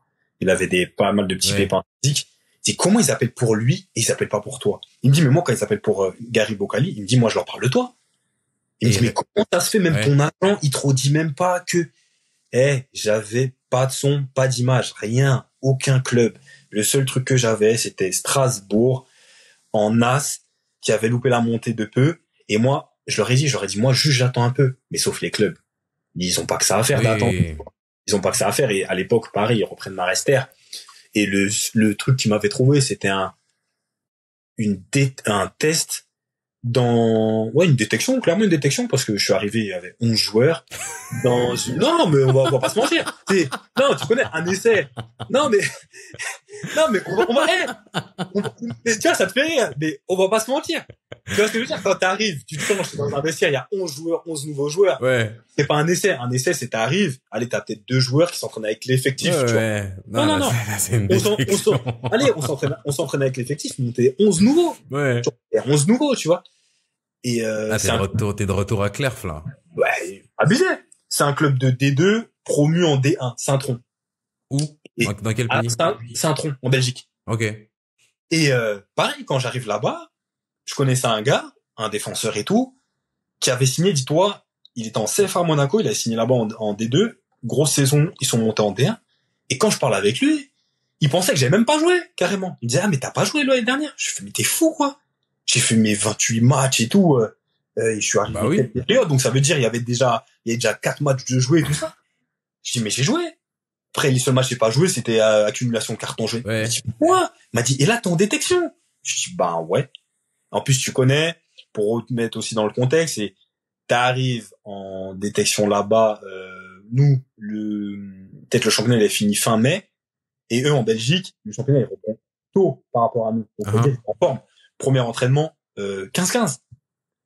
Entraînement, pressing sur tout le terrain. J'étais à l'agonie. Ouais. J'étais trop nul. Ouais. Je te le dis objectivement, j'étais nul. J'étais. Ouais. Je me suis dit, mais c'est normal, ils me prennent pas. Carrément, j'ai fait 2 jours, 3 jours. Je dis au gars qui joue là-bas, je dis, je vais pas être pris. Je dis à mon agent, ça se passe comment? Je dis, ça se passe pas bien. Et après 1 semaine, ils veulent encore me garder. Carrément, je dis quoi? Je dis, ça sert à rien. Je dis, regarde comment je suis nul. Il dit, j'avance même pas. Limite, je suis à deux d'avoir des crampes. Ouais. Je suis pas en forme et tout. Et c'était justifié, hein. Moi, je vais finir ma saison. Et j'étais dans ma phase de vacances. Ouais. Et eux, ils étaient dans leur phase il restait 2 semaines et le championnat, ils reprenaient. Mais le championnat, ils reprenaient. Pas les matchs amicaux, le championnat. Quoi? J'ai dit, non. J'ai dit, c'est pas faisable. J'ai dit, j'étais trop nul. Donc, c'était justifié, tu vois. Donc pareil, un article avait été fait comme quoi j'étais à laisser là-bas, donc tu sais comment ça se passe, t'es pas pris là-bas, bah ça te ferme potentiellement une porte aussi, donc ça te dessert, la stratégie elle était pas bonne et puis et en As il y a rien. En As après Strasbourg, mais Strasbourg je te dis ils ont fini pendant le mercato, ou même moi je les rappelle, je leur dis les gars c'est comment, et apparemment ils étaient pas contents de leur recrue pendant le mercato. Moi je les rappelle à ce moment-là, je dis les gars je suis là. Moi même pas répondu. Parce que tu connais comment ça se fait. C'est soit ils te veulent en 1, mais après, des fois, ils te veulent pas en 2. Tu vois ce que je veux dire? Parce que peut-être ils avaient un budget pour toi. Et puis, après, si tu viens, t'as ce budget-là. Pour le don, on a ce budget-là. Mais là, peut-être ils cherchent un autre joueur et puis c'était plus de contact, plus rien, c'était fini. Donc, Strasbourg fini. Plus de club en Lorient, ils ont fait un autre choix. Donc ça, moi, comme je t'ai dit, la Ligue 1, j'étais pas pressé d'y aller. Je savais que j'allais aller tranquillement après. Surtout si je continuais sur ce genre de performance, tu vois. Donc, Lorient, ils font un choix. Tous les clubs de Ligue 2 font un choix. Belgique, ça se ferme, hein, parce que je suis pas pris et l'article, donc je pense que ça y joue aussi. Tout se ferme. Et du coup, le seul contact que j'ai après, c'est enfin, un peu plus concret, hein, enfin, à la fin du mercato, t'as des contacts de Ligue 2, Red Stars via des agents, mais pareil, moi, comme je te dis, c'est avec le recul que je dis c'était pas le bon agent. Mais sur le moment, je dis ouais les gars, mais moi j'ai mon agent, donc ça veut dire en mode je peux pas lui faire ça, je peux pas le trahir, je peux pas à l'envers. Moi je leur répondais que ça. Donc si vous voulez, voyez avec mon agent. Tu connais entre agents, des fois ça se fait pas, cuit. Donc c'est pour ça, j'ai voulu rester loyal, propre dans mes baskets et tout. Il y a des gens qui m'appellent pour des opportunités et moi c'est pas que je ferme, je fais OK, j'écoute, mais les gars j'ai mon agent. Ouais, parler avec mon agent. Et moi j'ai jamais de retour, ça se fait jamais, tu vois. Après t'as les Herbiers qui vient peut-être en octobre, qui est intéressé par moi pour jouer milieu gauche ou milieu droit. Moi j'ai dit quoi? Je dis ouais. Moi je dis ouais, vas-y viens. On fait. Tu sais très bien comment ça se passe. Je vais là-bas, je fais le taf, après je redescends à ma position normale, tu vois. Et au final, ça s'est pas fait. Et ça s'est fait seulement l'été d'après. Donc ça m'a fait une saison blanche. Ouais, t'as fait une saison blanche. Saison blanche, sans club. Mais ça passe hyper vite. Ça passe hyper vite parce que tu sais, t'as tout le mois de mercato, on t'attend des trucs. Donc ce mois-là, quand t'as pas de club, bah, tu sais, hein, quand t'as l'ultimatum, ça passe hyper vite. Ouais. T'as après jusqu'à janvier, pareil, bah tu sais, tu t'entraînes et t'essayes d'avoir des opportunités à droite à gauche dans Ouais, des là, au mercato dans des hivernal. voilà, tu vois, t'essayes d'avoir des opportunités. T'as des championnats où le mercato n'est pas fermé, t'as des agents qui t'appellent après qui te rappellent plus. Mais après, moi je leur en veux pas, j'ai rien signé avec eux, donc c'est comme ça. Ouais. Et puis après, au final, bah, ta saison, elle arrive vite en janvier, puis ça s'enchaîne, et puis tu fais une saison blanche. Et tu t'occupes comment? T'as d'autres trucs à côté? Parce que là, on est quand même Prépa. jeune, mais je demande. Ouais. Tu fais quoi? Je m'occupe comment que pendant 6 mois, je fais une prépa tout seul, tu vois. Mhm. Jusqu'à, tu sais, tu veux prendre un prépa physique, mais à un moment donné, tu dis, ouais, mais prendre un prépa physique. Mais tu sais, il faut venir avec un objectif quand même. Oui. Là, tu peux même pas le dater. Donc ça fait, j'allais courir tout seul pendant 6 mois. J'étais sur Avignon encore, tu vois, j'ai gardé mon appart. Ouais. Et après, dis-toi, ben, je retourne chez mes parents à partir de janvier. Et je m'entraîne avec un club de R3 dans l'heure, tu vois. Gagny, je m'entraîne avec eux pendant quelques mois. Après, je m'entraîne avec Poissy. Poissy, à l'époque, qui était premier en CFA. Premier en CFA. Potentiellement, ils vont monter en NAS, en national. Donc, ça fait, moi, je me dis quoi? Et même eux, je leur ai dit quoi? Je m'entraîne avec vous. Si ça monte, je signe avec vous. Et malheureusement, bon, ça s'est pas fait. Après, j'ai signé aux Herbiers en national, tu vois. Ouais. Mais j'ai eu ma chance aussi, parce que les Herbiers, ils ont été repêchés administrativement. Parce que de base, ils devaient rester en CFA. Ok. Tu vois, de base, ils devaient rester en CFA. Et je crois, Luçon cool, donc eux, ils sont repêchés. Et il me dit, ouais, bah, tu veux signer chez nous en En as? en CFA au début. Ok. Je lui dis, ouais. Et après, il me rappelle, il me dit, ouais, bon, finalement, on est repêché, tu veux quand même signer chez nous? En national? Je lui dis, ouais, j'ai foncé. C'était une top saison. Pour se relancer, après vraiment où tu sors d'échecs et tu sors, on va pas se mentir, tu sais en national, c'était un peu plus amateur, et tu sors du monde pro où vraiment j'étais vraiment entre, quand t'es jeune, bah t'as vu, t'as beaucoup, entre guillemets, enfin t'as la pression du résultat, tu t'es en équipe de France, dans le monde pro, vas-y, il faut les résultats, ouais, là, tu joues le maintien, tu joues la montée, tu sais, c'est une petite pression. Ouais. Et là, saison blanche, le projet que j'ai retrouvé aux Herbiers était magnifique. Magnifique. Les joueurs, c'est magnifique. Bah, c'est là où je connais, où j'ai connu Mams. On a une équipe de fous. Franchement, magnifique. Les coachs qu'on a, c'est magnifique aussi. Pourquoi? Parce qu'ils te laissent une liberté dans ton jeu qui dit, mais, parce que j'aurais pu retomber sur des projets en as où vas-y, tu te dégages devant. Non. Parce que si tu joues dans la surface, peu importe où, t'essaies des petits ponts. Après, bien sûr, là, je te le dis comme ça. C'est pas forcément ce que je faisais et tout. Parce que c'était pas la réalité du monde pro. J'avais toujours la notion de, ouais, je veux remonter en Ligue 2 maintenant que je suis en as. Mais, mentalement, tu sais que t'étais tranquille. Tu pouvais jouer comme tu voulais. T'avais pas une pression des coachs folle, tu vois. Et du coup, ouais, top saison aux Herbiers. Tu fais une saison pleine là-bas? Ouais, saison pleine. Donc saison pleine, et après, c'est là que t'atterris à Clermont. J'ai atterri à Clermont, ouais. Clermont qui sont en Ligue 2? Ligue 2, ouais. Ouais, ok, Ligue 2. Donc finalement le pari il est gagnant quand même. Ouais, saison pleine, et aussi dans ma gestion, c'est différent. Tu vois, je t'ai parlé beaucoup d'argent avant. Ouais. Donc, je me suis dit, je vais la faire autrement. Je suis reparti d'une page blanche. Je me suis dit, ma saison blanche, elle m'a permis de voir comment ça se passait. L'âge avec qui montait m'a permis de comprendre, ok, le foot, comment ça se passait. Quand je repars aux Herbiers, je signe aux Herbiers tout seul, comme un grand. Ok. Je me dis, vas-y, je vais me faire une petite saison sans agent. J'ai jamais eu autant d'opportunités. Pourtant, j'étais en national. Genre, une saison blanche, j'ai jamais eu autant d'opportunités que quand j'avais un agent. Donc, c'est là où je me suis dit, et c'est là où après, tu sais, dans ma cogite, des fois, je mets beaucoup sur l'agent. Bien sûr, je me charge aussi. Et ça, j'ai travaillé en fonction. Mais c'est pour ça que je mettais beaucoup sur les agents. Parce que je me dis, comment je sors d'une saison blanche, je fais une saison pleine en national. T'as des clubs D1 portugaises qui viennent, qui proposent des 4 ans de contrat, des bons salaires. Tu dis, oh, t'as des Clermont qui viennent, des 2 ans de contrat. Tu dis, ouais, en fait, tu dis, il y a quelqu'un qui filtrait les appels avant, alors. Mais tu dis, il y a quelque chose, tu vois. Après, je te dis pas, hein, Clermont, je vais, c'est via un agent qui m'a fait, mais rien de signé. Ouais. Mais tu vois, je pense que si j'avais signé avec un agent, Clermont, je n'en entends jamais parler. Ouais. Tu vois ce que je veux dire? Oui, c'est clair. Tu vois? C'est donc, clair. Ma gestion, elle était faite comme ça. Elle était faite comme ça. Et pour la petite anecdote, j'étais censé partir au Portugal. Au Portugal. Et il leur restait un match. Ils étaient premier non relégable. Et donc il leur restait un match. Mais les 2 autres, ils jouaient contre des gros, contre Braga et Porto. Donc potentiellement, même si l'équipe c'était Arouca, même s'ils perdaient, bah les autres c'est sûr ils allaient perdre quasiment. Ouais. Un des 2 allait perdre. Ou sinon il fallait qu'ils gagnent avec 3. Je te la fais en 1000. Je rentre chez moi, c'est pas je regarde les résultats, c'est mon frère qui m'appelle. Il me dit ton club il descend. Et je voulais pleurer. Je dis non, c'est abusé. Je dis c'est quoi ce truc? En plus je te parle d'une D1 portugaise, je te parle pas d'une D2 et tout. Même en D2 il me voulait, j'ai dit ouais mais je peux pas. Il baissait mon salaire, tout ça. Et je connaissais pas la visibilité de la deuxième div portugaise, voilà.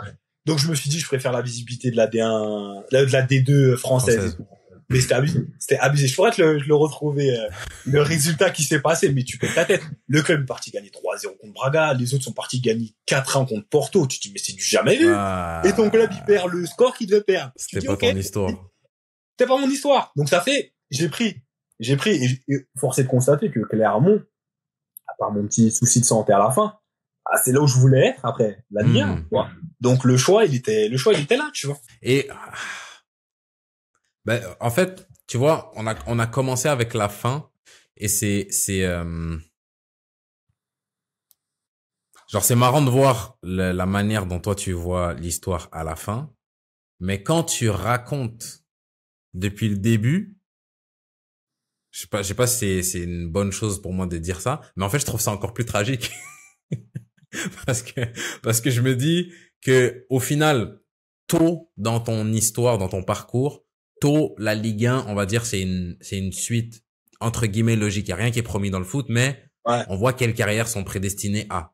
Oui.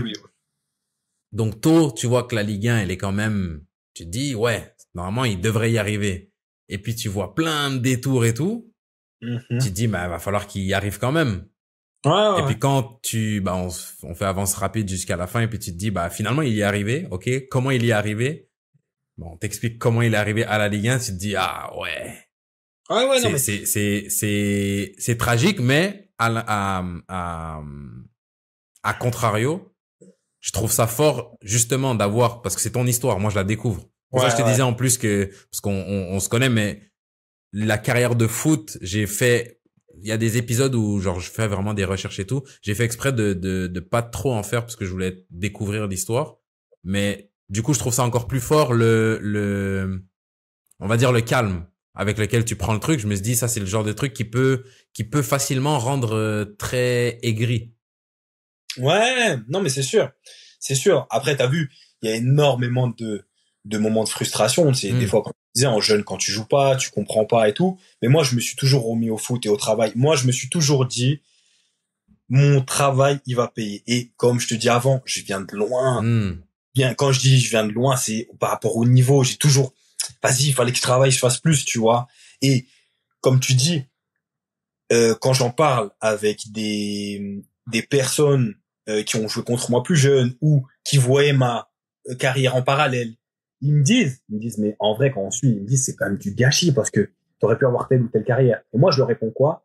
Je leur dis franchement, moi, la carrière que j'ai eue, j'en suis content. Pourquoi? Parce que je l'ai fait avec mes armes du moment.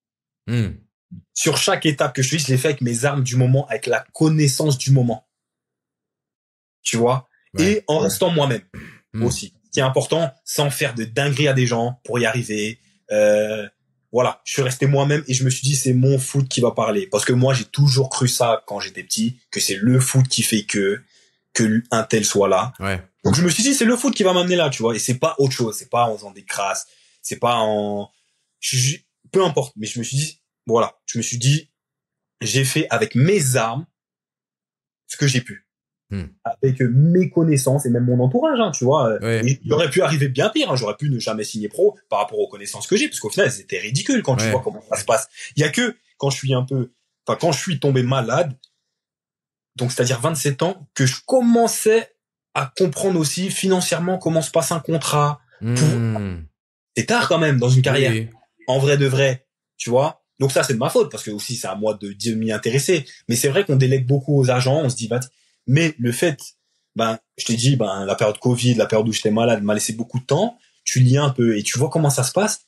Et même ça, c'est une frustration, parce que au-delà de la frustration de savoir si j'avais pu jouer en Ligue 1, et le niveau, tout ça, physique et technique, mais aussi, je suis frustré parce que je pense que j'avais les outils maintenant pour aller dans un bureau d'un directeur sportif et négocier un contrat, parce que je comprenais plus comment c'était. Tu vois ce que je veux dire? Ouais, je vois. Donc moi, j'ai pas ce regret-là, parce que je me dis, j'ai fait avec mes armes. J'ai fait avec mes armes et je suis resté moi-même. Et tous ceux que je croise, ils sont en soi unanimes sur moi, tu vois. Donc je sais que je suis content de l'avoir fait comme ça. Je suis arrivé de cette manière. Mais et voilà, tu vois. Okay. Donc, t'as gagné toute ta vie, t'as gagné ton pain en faisant du foot. Et là, après, comme on a dit, le foot va s'arrêter pour tout le monde. Et quand est-ce que tu commences à te poser la question réellement, OK, là, qu'est-ce que je vais faire de ma vie? Et c'est quoi les réponses que tu as à cette question-là, au moment où tu te la poses? Comme je te dis, c'est Covid. Mais je pense que Covid, ça a dû secouer beaucoup de monde. Parce que quand tu vois que ta source, nous, on a eu de la chance dans le foot, et surtout à Clermont, on était toujours payés. Quand déjà tu voyais certains clubs devoir diminuer les salaires, et puis ça impactait des fois certains joueurs, et où tu voyais eux justement ils pouvaient pas baisser parce qu'ils avaient tellement un train de vie haut que c'était compliqué. Donc c'est là où je me suis dit waouh, là c'est sérieux là. Donc ça veut dire si j'ai pas de foot, j'ai pas de revenus là. Donc, en fait c'est ça là où tu prends conscience où tu prends conscience de la chose. Donc c'est là où tu commences à réfléchir et donc ça fait dès que le Covid il s'arrête, tu te lances dans des formations IMO, tu vois, pour fédérer de l'argent même quand tu dors. Ouais. Tu te lances, mais tu vois, et voilà, et aussi des fois je parle de frustration comme ça au niveau donc foot, de foot, mais même personnellement, j'ai des frustrations de ne pas avoir connu ça avant. Bon après, pas la maladie, hein, mais ces étapes-là, parce que je me dis, mince, certains de mes contrats, peut-être j'aurais acheté. Ou mes contrats, peut-être j'aurais acheté. Parce que quand j'ai voulu, admettons, acheter, j'étais en arrêt maladie. Déjà que t'es en CDD, mais là, moi, j'étais en arrêt maladie. Il n'y a pas de CDD. Eux, ils voyaient arrêt maladie. Tu vois ce que je veux dire? Ouais. Déjà, CDD, c'est chaud, mais là, arrêt maladie, tu te dis, le mec, il est malade, il veut un prêt sur 25. Eh non, c'est pas comme ça. Ouais. Donc, avec tout ce recul-là, c'est là où tu te mets dans des formations. Et pareil, des fois, je faisais à manger. Mes gars, ils me disaient, Hakim Zedatka, il me disait, mais j'en suis sûr, tu fais à manger, tu revends et tout. Les gens, ils viennent prendre et tout parce que, déjà, c'est trop bon ce que tu fais. Je faisais à manger antillais et il y en avait pas beaucoup sur Clermont. Et lui, il avait un petit réseau parce qu'il connaissait Boussy, je sais pas si ça te parle et tout, de Clermont. Il me disait, je te jure, je te mets dans le snap, ils viennent tous les soirs et tout. Et tu sais, tout ça travaille. Alors qu'avant, en carrière, jamais ça m'aurait travaillé tout ça. Ouais. Tu vois, même quand l'UNFP viennent, ils proposent des formations pour retourner un peu à l'école. Tu sais, tu réfléchis pas pareil. Avant, vas-y, qu'est-ce que tu me racontes? Et là, c'est en mode, t'as dit quoi, là? Formation, tu retournes à l'école? Ah ouais, faut aller où à l'école? Tu vois ce que je veux dire? Tu pousses un peu le truc. Donc, toute cette période de convalescence, tu te poses et tu réfléchis vraiment. Tu te dis, et qu'est-ce que tu vas faire? Qu'est-ce que tu veux faire aussi? Parce que c'est dur. J'ai baigné dans le foot. Et des fois, on me demande souvent, t'aurais fait quoi si c'était pas le foot? Je te jure, je suis incapable de répondre, John. Parce que j'ai l'impression, depuis 5 ans, je fais du foot. J'ai même pas eu le goût pour un autre métier. Tu vois ce que je veux dire? Donc, ça veut dire, je leur réponds honnêtement, je sais même pas. Je sais pas ce que j'aurais pu faire. Donc, ça veut dire, toute cette période-là de convalescence m'a permis vraiment de réfléchir et de me dire, il me faut une autre source de revenus, il faut faire les démarches parce que quand ça s'arrête, en plus, voilà, c'est une année où t'es en Ligue 2. après, sur la fin de l'année, la fin de la saison, tu sens que tu vas monter en Ligue 1, les salaires ne sont plus les mêmes, et tu te dis pareil, tu te dis, waouh, des bons salaires pourtant, tu vois, on est à Clermont, et tu dis déjà un salaire comme ça de Ligue 1, ça te permet d'être bien, donc t'as envie d'avoir d'autres sources de revenus. Ouais. Coupe ça, justement, la chute, elle te fait mal, tu vois. Oui. Tu vois, on parlait d'entrepreneuriat. Je te disais que moi, c'est un truc qui me parle. C'est pour ça même que je glissais un peu le côté, tu sais, tes joueurs de foot. C'est un peu la malédiction des joueurs de foot. T'es obligé de former ton identité autour de je suis joueur de foot pour réussir, pour espérer même réussir. Parce que moi, je l'ai fait sans réussir comme j'aurais voulu, tu vois. Mais ça a un prix. Ça veut dire que des fois, tu te considères comme un joueur de foot. Oui, je suis joueur de foot, mais je suis aussi si je vois ma marque, moi, John Dinkota, j'invente un cas, mais je suis joueur de Ligue 2, je me vois comme une entreprise, bah, t'abordes les choses différemment aussi. Sur une manière d'employer quelqu'un. Il y a aucun job dans lequel tu engages quelqu'un juste parce que ouais, comme ça, un feeling. Non. J'engage quelqu'un, il me faut des références. Faut une compétence, une référence. Faut des compétences, faut des références. T'es un agent, tu viens me voir. Y a pas de souci. Ta salade, je la mange. Y a pas de souci. Il y a des joueurs avec qui t'as travaillé? Ouais? Ok, bah, tu sais quoi, j'aimerais bien parler avec quelques-uns de ces joueurs-là. Avoir des ressentis. Avoir des trucs concrets où c'est une manière de voir les choses qu'un joueur de foot, typiquement, n'a pas, pour la plupart, avant un certain âge. Et ma question, en fait, là où je voulais en venir, c'est est-ce que tu penses que cette manière différente de se voir, cette curiosité qui fait que quand t'arrives à cette période-là et on te parle de formation et puis c'est les mêmes choses qu'on t'a dit depuis tout petit, ouais, il te faut un autre, il te faut un autre savoir-faire, tu peux pas faire du foot toute ta vie, mais tu l'entends différemment. Tu le vois différemment. Tu vois pas ça comme, vas-y, arrête de me saouler ou, vas-y, tu dis ça parce que tu crois que je vais pas réussir. Non, tu me dis ça peut-être parce que je peux réussir dans ce que je fais, mais avoir une autre corde à mon arc, ça fait pas de mal non plus, tu vois. Ouais. Est-ce que tu penses que cette façon différente de voir là, est-ce que tu penses que tu serais capable de convaincre quelqu'un qui à 23 ans était là où toi t'étais, d'ouvrir son esprit à ça? Ou tu penses que c'est juste cuit, il faut attendre que l'âge arrive et puis, ou que certaines expériences arrivent pour être ouvert à ça? En fait, c'est dur. C'est dur. Pourquoi? Parce que nous, on a eu les anciens qui sont venus faire des interventions, tu sais, au-delà de l'UNFP, mais nous dire en mode, les gars, l'école, mais, c'est dur parce que, comme t'as dit, le fait des fois de te mettre sur quelque chose d'autre, c'est aussi peut-être la personne a dit ouais mais vas-y parce que peut-être tu vas pas réussir donc prépare ton plan B et tu vois des fois peut-être avec ton ego tu dis vas-y qu'est-ce qu'il me raconte lui moi je prépare pas de plan B c'est qu'un plan A et puis voilà il y a que ça qui va marcher tu vois et moi en tout cas et c'est même Steve Savidan qui était en intervention une fois sur Clermont il disait je vais pas vous mentir moi j'ai fait aucune formation pendant ma carrière parce que j'ai l'impression que j'allais pas être concentré forcément à 100% dans le foot. Et je me suis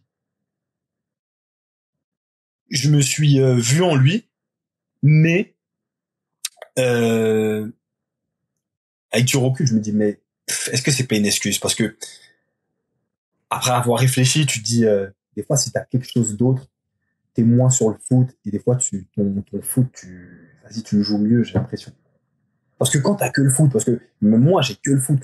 Moi quand tu te retrouves malade et tu dis mince mais sans le foot t'es quoi parce que tu sais tu te remets en question t'as l'impression que t'es rien sans le foot tu vois et c'est là que tu te dis mince avec quelque chose d'à côté j'aurais été plus apaisé moi je le vois certains ils font des formations et je te jure ils sont apaisés remplaçants titulaires ils marquent pas ils sont apaisés des fois et peut-être que toi ça t'as déjà eu ces cas-là j'ai des coéquipiers qui ont bossé dans la vie active et maintenant ils jouent au foot, je te jure qu'ils sont plus décomplexés quand ils jouent au foot. Parce qu'ils savent que ils ont des compétences avant et que même si le foot ça réussit pas, mais même là, je te dis, joue, mais parce que t'es pas à l'abri que même si tu joues en Ligue 2, Ligue 1, que du jour au lendemain, vas-y, plus de contrat, et ben, tu vois qu'ils sont pas stressés. Ouais. Parce qu'ils ont pas peur de ça, parce qu'ils ont déjà les compétences. Et nous, comme quand on t'a dit, vas-y, va prendre les compétences, tu les as pas prises, et ben, t'as que le foot, et ben, tu t'es barré plein de solutions, tu vois. Et Ouais. des solutions que t'as besoin pour le après, tu vois. Exactement. Après, on est fautif. En tant que footballeur, on est quand même fautif. Mais quand tu regardes, comme moi, ma formation, euh, pour continuer l'école, des fois, tout n'est pas aménagé du mieux possible. C'est clair. Mais Tout n'est pas aménagé du mieux possible. C'est pas une excuse, hein. Mais tout n'est pas aménagé du mieux possible. Quand tu vois que, comme je te disais, j'étais pas encore pro et j'allais déjà avec les pros, tu vois que des fois, je quittais, j'étais à l'école, on m'appelait, on me dit, ouais, tu vas t'entraîner avec les pros. J'étais à ouais, l'école. tu quittes la classe, ouais. Tu vois ce que je veux dire? C'est quand je vois que pour négocier j'étais aspirant pour négocier mon contrat stagiaire, pareil. Mon agent, il appelle le directeur sportif, je suis en cours, on m'appelle pour dire, ouais, il y a un problème avec ton contrat, va le négocier. Je suis en cours. Ouais. Tu montres que la priorité, c'est le foot. Oui, c'est clair. Tu vois ce que je veux dire? Et moi, et après, je te parle de ça, que inconsciemment, en plus, quand tout se passe bien, surtout en jeune, quand tout se passe bien, t'as pas d'accro, et puis, tu te dis ça, tu commences à délaisser l'école. Moi, mes moyennes, plus dans le foot ça allait, plus mes moyennes baissaient. Ouais. Pourtant, j'étais très bon quand j'ai commencé l'école, tu vois, j'étais très bon, ouais, j'avais des bonnes moyennes, tu vois. Et plus ça commence, plus l'intensité des entraînements, il augmentait, et ben, plus j'étais moins bon à l'école. Ouais. Tu vois. Après, tu vois,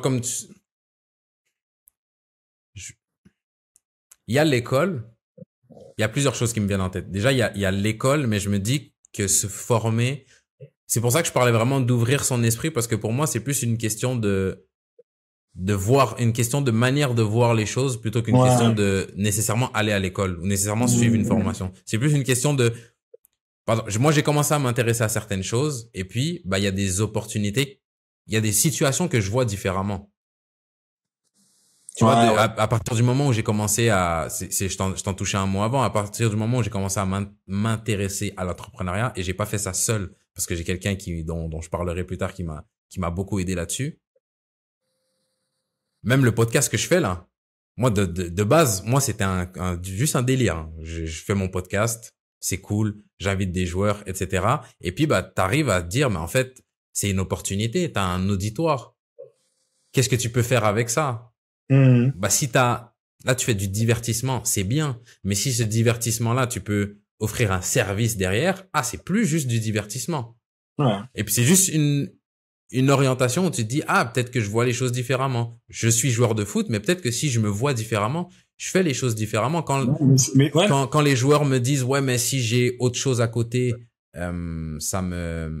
j'ai l'impression que je vais m'éparpiller. Je me dis, mais en même temps, tous les joueurs de foot sont presque unanimes pour dire, à partir du moment où j'ai eu ma famille, ma femme, mes enfants, ça a enlevé une pression, parce que je me suis rendu compte que j'étais plus juste joueur. Je suis aussi père. Donc, quand je rentre à la maison, j'ai mes enfants, il y a quelque chose de plus important, quelque chose d'autre.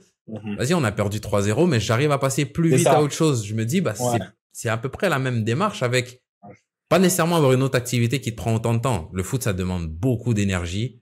Et ça, j'en suis conscient, mais je me dis, c'est pour ça que je parle de manière de voir les choses. Je me dis, peut-être que si tu te vois plus juste comme un joueur de foot, peut-être que tu te sens moins comme une merde quand tu fais un vieux match. Non, mais c'est ça. Tu vois, c'est un lapsus révélateur.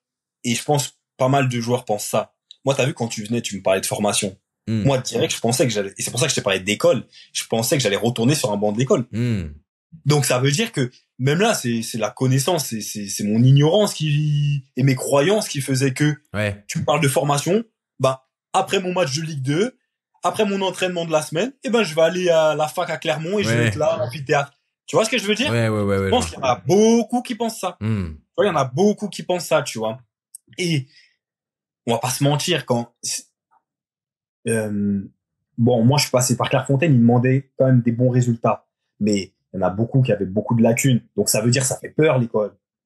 Oui. Tu vois ce que je veux dire? Donc, c'est-à-dire, je pense qu'il y en a beaucoup qui pensent ça. Mais, cette ouverture d'esprit, ouais, là, je l'ai eu, bah, ouais, quand j'étais malade, quand il y avait le Covid, et cette ouverture d'esprit-là, tu l'as là, parce que j'ai eu conscience, puis même mes investissements que j'ai pu faire, là, pour partir d'un point de vue même financier, et ben, tu réfléchis plus. Ok, tu veux en faire maintenant. Oui. Tu vois, alors que des fois, tu gardes, bon, moi, ça va, j'ai toujours épargné tout ça, mais maintenant, tu veux investir. Parce que, voilà, tu te dis, ça va vite. Attention. Ouais. Tu vois. Et puis Donc, ouais, non, mais t'as raison, c'est une ouverture d'esprit à avoir. Jeune, elle est difficile. Parce que franchement, comme je te dis, des intervenants, on en a eu. Et quand je te dis des intervenants, c'est des intervenants qui ont des bonnes carrières, enfin qui ont eu des bonnes carrières et qui même à l'époque jouaient dans des bons clubs. Tu vois, on a eu des Matuidi quand on était à Clairefontaine, ouais. en espoir, tout ça, tout ce que tu veux. Même tu vas à Monaco, t'as des bons intervenants, des Thierry Henry qui jouent au Barça. T'as des Eric Abidal qui viennent te voir, ils vont te dire ça. Vas-y, toi t'es surclassé. Ouais. Tu vois, t'es surclassé, tu vas me dire mais qu'est-ce que tu me parles d'aller à l'école, je viens d'y quitter, tu vois ce que je veux dire? Mais c'est pour ça que je pense qu'il y a aussi une petite partie de pour ça que je posais la question sur comment le conseiller, puis je te dis ça parce que même moi c'est quelque chose que j'aimerais faire, mais je pense qu'il y a ce côté si t'amènes ça une activité annexe que par c'est pour préparer ton après-carrière. C'est là où je me dis, c'est trop loin. Moi, quand je joue au foot, j'ai pas envie de penser à mon après-carrière. Ouais. Par contre, je pense que si tu m'apportes un avantage ici et maintenant, je me dis, peut-être que là, ça amène la chose différemment, tu vois. Je suis d'accord avec toi. Si tu trouves le bon levier, si tu trouves le bon argument. En plus, de toute façon, sur même l'ouverture d'esprit, de faire quelque chose à côté, mais comme je te dis, en vrai de vrai, je suis totalement d'accord avec toi parce que je voyais les mecs apaisés quand ils jouaient pas, quand ils avaient fait un mauvais match, comme tu vois. Parce que moi, j'ai pas tout ça, j'ai pas copine, j'ai pas enfant. Donc ça veut dire vraiment, moi quand je rentrais dans mon appart et j'étais solo, tu sais toi, tu te remontes question, tu regardes voilà, tu vois ce que je veux dire. Ouais. Donc tu regardes ton match et tu penses que à ça, limite le soir, des fois on dit on n'endort pas parce que l'adrénaline et tout, mais c'est limite tu repenses à des actions comme ça, tu dis putain j'aurais dû faire ça, et tu penses déjà à demain, le coach il va me tomber dessus, voilà j'ai fait un bête de match, il y avait tel club, vas-y, je crois que je vais téléphoner mon agent dès demain, lui demander tu sais t'es que en constante réflexion par rapport au foot, mais quand t'as déjà connu par exemple le monde du taf avant, ou quand t'as ta petite formation où tu te renseignes à côté, mais t'es en mode détente, tu rentres chez toi, tu regardes si t'as pas ton petit mail de la formation, est-ce que j'ai pas des petits devoirs, tu les fais tranquillement, et tu t'en fous, je te jure, et ça passe, et tu reviens à l'entraînement, le mec tu dis mais pourquoi t'es comme ça, il va dire mais ouais je joue pas, et alors moi j'ai déjà après carrière de près, et comme tu dis, et pareil comme tu dis, quand il y en a qui ont de l'IMO et ça tombe, toi t'es pas que dépendant de ton salaire, des fois c'est vrai. Il y a le Covid, je suis pas payé. Mais l'autre, il avait ses loyers qui tombaient. Ah ouais, t'es pas payé? Ouais, c'est pas grave, moi mes crédits sont payés, mes trucs tout est ok, tu vois. Et toi t'es là, t'es en train de stresser parce que t'as pas ton salaire, ou il y a où il y a 2-3 jours de retard et tout. Tout ça rentre en compte. Ah, c'est clair. C'est hyper important. Tu dis ça, il y a le stress, t'arrives en fin de contrat, tu te dis, attends, mais là, si je performe pas sur ces mois-ci, est-ce que j'aurai à avoir tel contrat, sachant que l'échéance, elle arrive? Si tu sais que dans tous les cas, financièrement, t'es bien, Tu dis un vrai truc parce que tu dis, t'arrives en fin de contrat. Mais même quand on te propose 1 an de contrat, tu réfléchis et même tu te mets une pression dans la saison. Tu te dis, waouh, à partir de telle période, il faut pas que je me blesse limite. Parce que tu sais que ça va être chaud. Limite quand on te propose une prolongation à telle période, tu dis ah ouais attends je peux pas forcément jouer avec le truc, parce que tu dis la prolongation, j'ai rien derrière, j'ai pas d'autres revenus, si j'ai rien, si je me blesse, ta logique elle est pas pareille. Ta logique elle est pas pareille. Même pour négocier demain t'as des revenus, tu peux être à l'aise, tu peux demander des trucs plus concrets, tu peux aller avec fermeté, dire déjà moi je sais pas, je suis une bêtise, j'ai tant de crédits, j'ai tant de charges. Non, faut qu'on s'arrange. Moi, ou même si tu vas avec intelligence et tu parles au président, tu dis président, avec ce contrat-là, j'ai réussi à acheter tant. Tu sais pas, mais quand un président il va te voir avec cette mentalité, il va dire mais lui pourquoi il veut pas que 10 000 pour avoir 10 000 pour flamber? Non, il veut avoir 10 000 pour acheter un immeuble, pour c'est logique ce qu'il dit, c'est beau, tu vois. Ok, est-ce que tu peux nous dire ce que tu fais aujourd'hui? Et dans un deuxième temps, moi, ce qui m'intrigue personnellement, la première question que j'ai sur ce que tu fais aujourd'hui, c'est quoi les plus gros challenges que tu as connus pour commencer à faire ce que tu fais aujourd'hui? On arrête le suspense, tu vas nous dire, mais voilà. Ce que je fais aujourd'hui, ben, je suis gérant d'une société de location de voitures sur Paris, du nom MJ Car Paris. Donc, justement, avec Mamadou Danfa que j'ai rencontré aux Herbiers. Donc, c'est pour ça, en plus, encore plus cette saison-là, j'en garde vraiment un très bon souvenir. Donc, ouais, on s'est lancé, franchement, parce que on a arrêté nos carrières à peu près en même temps. Moi, je me suis quand même, j'ai pas mal de petites idées en tête. Je me suis donné pas mal de temps après ma fin de carrière, donc saison 2022. Je me suis donné quand même pas mal de temps avant vraiment de me replonger dans un travail sérieux. Donc, parce que pareil, tu t'arrives dans un nouveau monde, même si t'as acquis pas mal de compétences grâce au foot, qui te servent, bien sûr, mais ça reste un nouveau monde. Ça reste un nouveau monde dans l'entrepreneuriat, comme on a pu le dire, si t'es obligé d'aller démarcher, t'es obligé de faire ton travail, sinon tu vas pas avoir de résultats. Ouais. Donc voilà, après, donc le challenge, il est là, d'apprendre rapidement, de s'adapter à un nouveau monde, à des nouveaux interlocuteurs qui s'en foutent de ton statut de footballeur. Ouais. C'est juste intéressant pour dire, ah, moi je suis telle équipe, mais voilà, c'est tout. Ouais. Ça te permet pas admettons, de sortir des voitures plus facilement. Donc voilà, c'est un peu ça les challenges, hein. C'est vraiment d'apprendre. Si je peux, j'ai comme deux questions. Il y en a une qui est égoïste, l'autre qui peut servir à plus de monde. Mais pourquoi l'entrepreneuriat en fait? Ça c'est une vraie question que j'ai. Pourquoi l'entrepreneuriat? Parce que tu dis, je me suis laissé du temps pour retrouver autre chose. Des fois on aime se mettre dans des cases, mais tout est possible. Tu pourrais très bien aujourd'hui travailler à la Poste.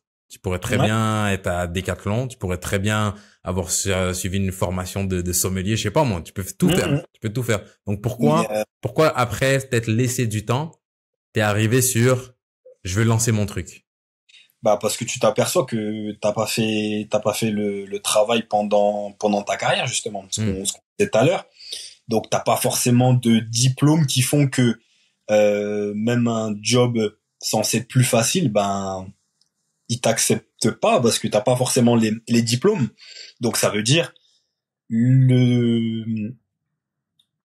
la facilité, c'était d'entreprendre et faire son propre business.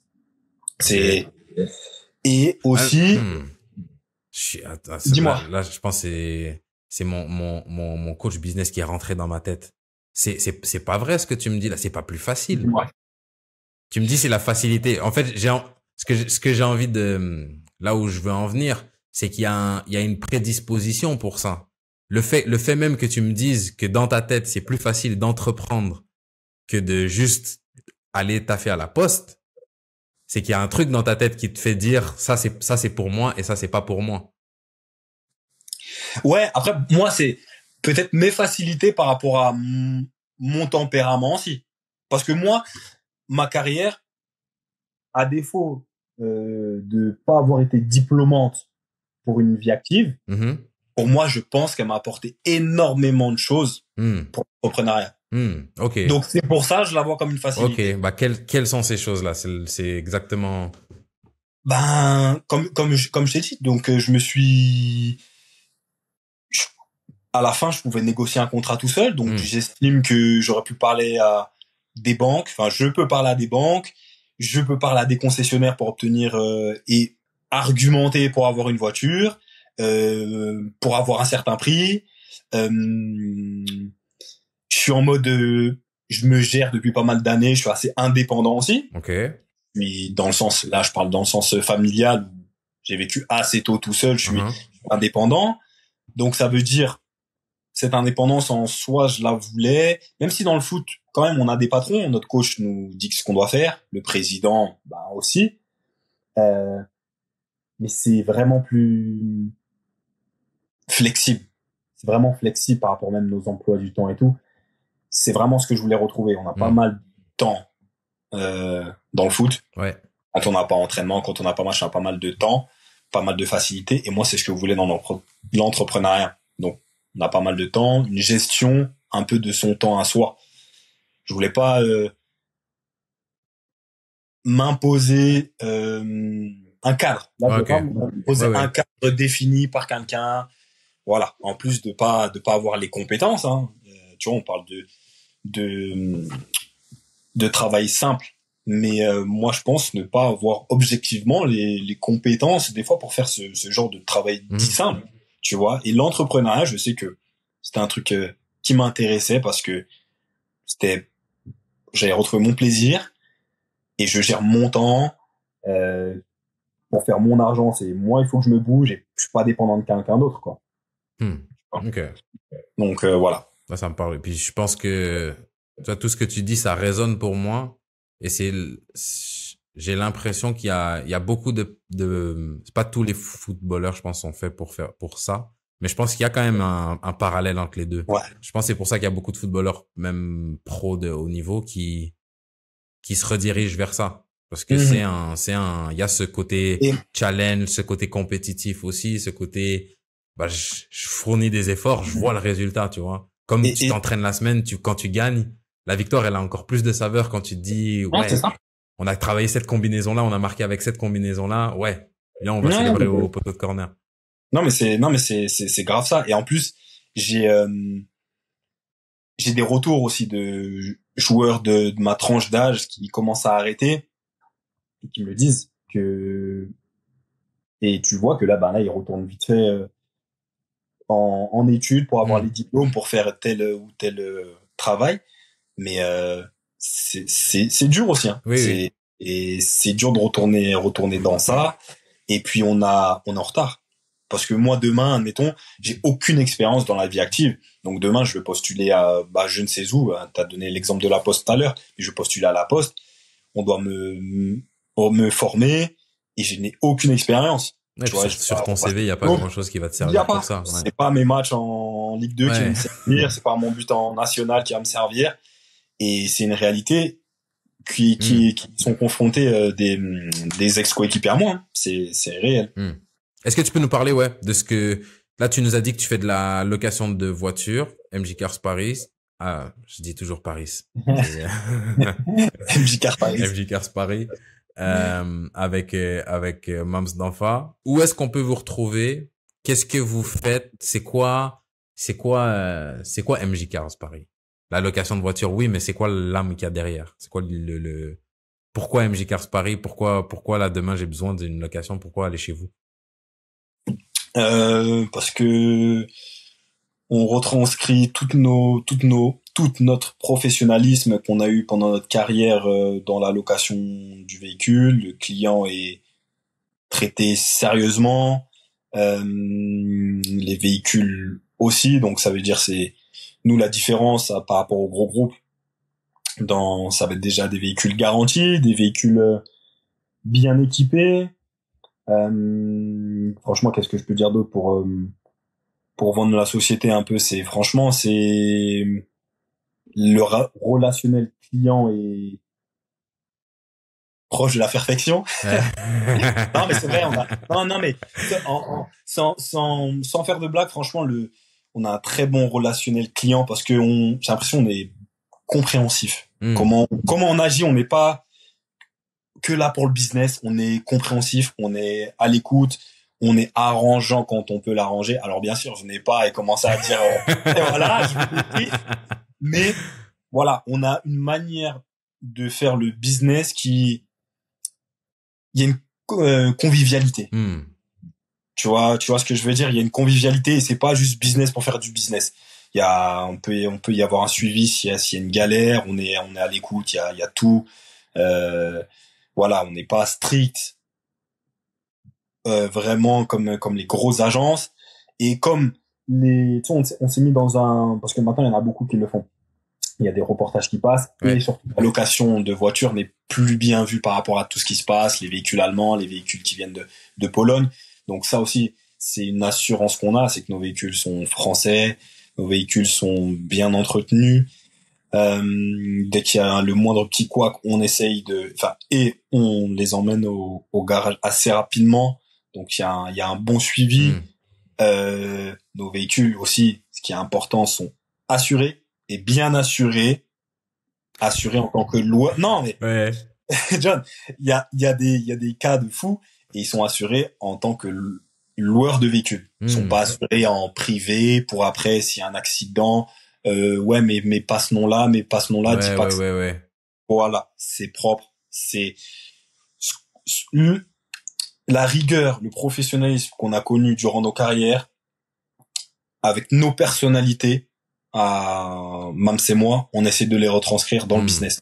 Alors des fois, on va pas se mentir, des fois c'est pas forcément bon, parce que on sait très bien, des fois dans le business, avec certains il faut être un peu plus dur. Mais nous, comme je t'ai dit avant, pendant ma carrière, moi, je vais essayer de rester moi-même. Je vais pas parce que c'est le business que je suis dur avec toi. Non, je vais rester de moi-même, faire un business. Moi, je pense que ça peut marcher en étant toi-même, en étant simple, en étant sympa, accueillant, tout ce que tu veux, qu'un business peut marcher. Tu vois ce que je veux dire? Donc, voilà. C'est ça, Mishkar Paris. C'est tout pour cet épisode, j'espère qu'il vous a plu. Si c'est le cas, vous savez quoi faire. Likez, abonnez-vous et activez les notifications pour ne pas rater les prochains épisodes qui paraîtront sur la chaîne. Si vous avez des questions, que ce soit pour moi ou pour Jérôme, je vous laisse nous les poser dans les commentaires sous la vidéo. En attendant les prochains épisodes, je vous invite à me rejoindre sur Instagram pour du contenu, des interactions plus ou moins quotidiennes. Vous pouvez également me rejoindre sur TikTok pour du contenu exclusif. C'est tout pour moi. Et en attendant la prochaine fois, peace.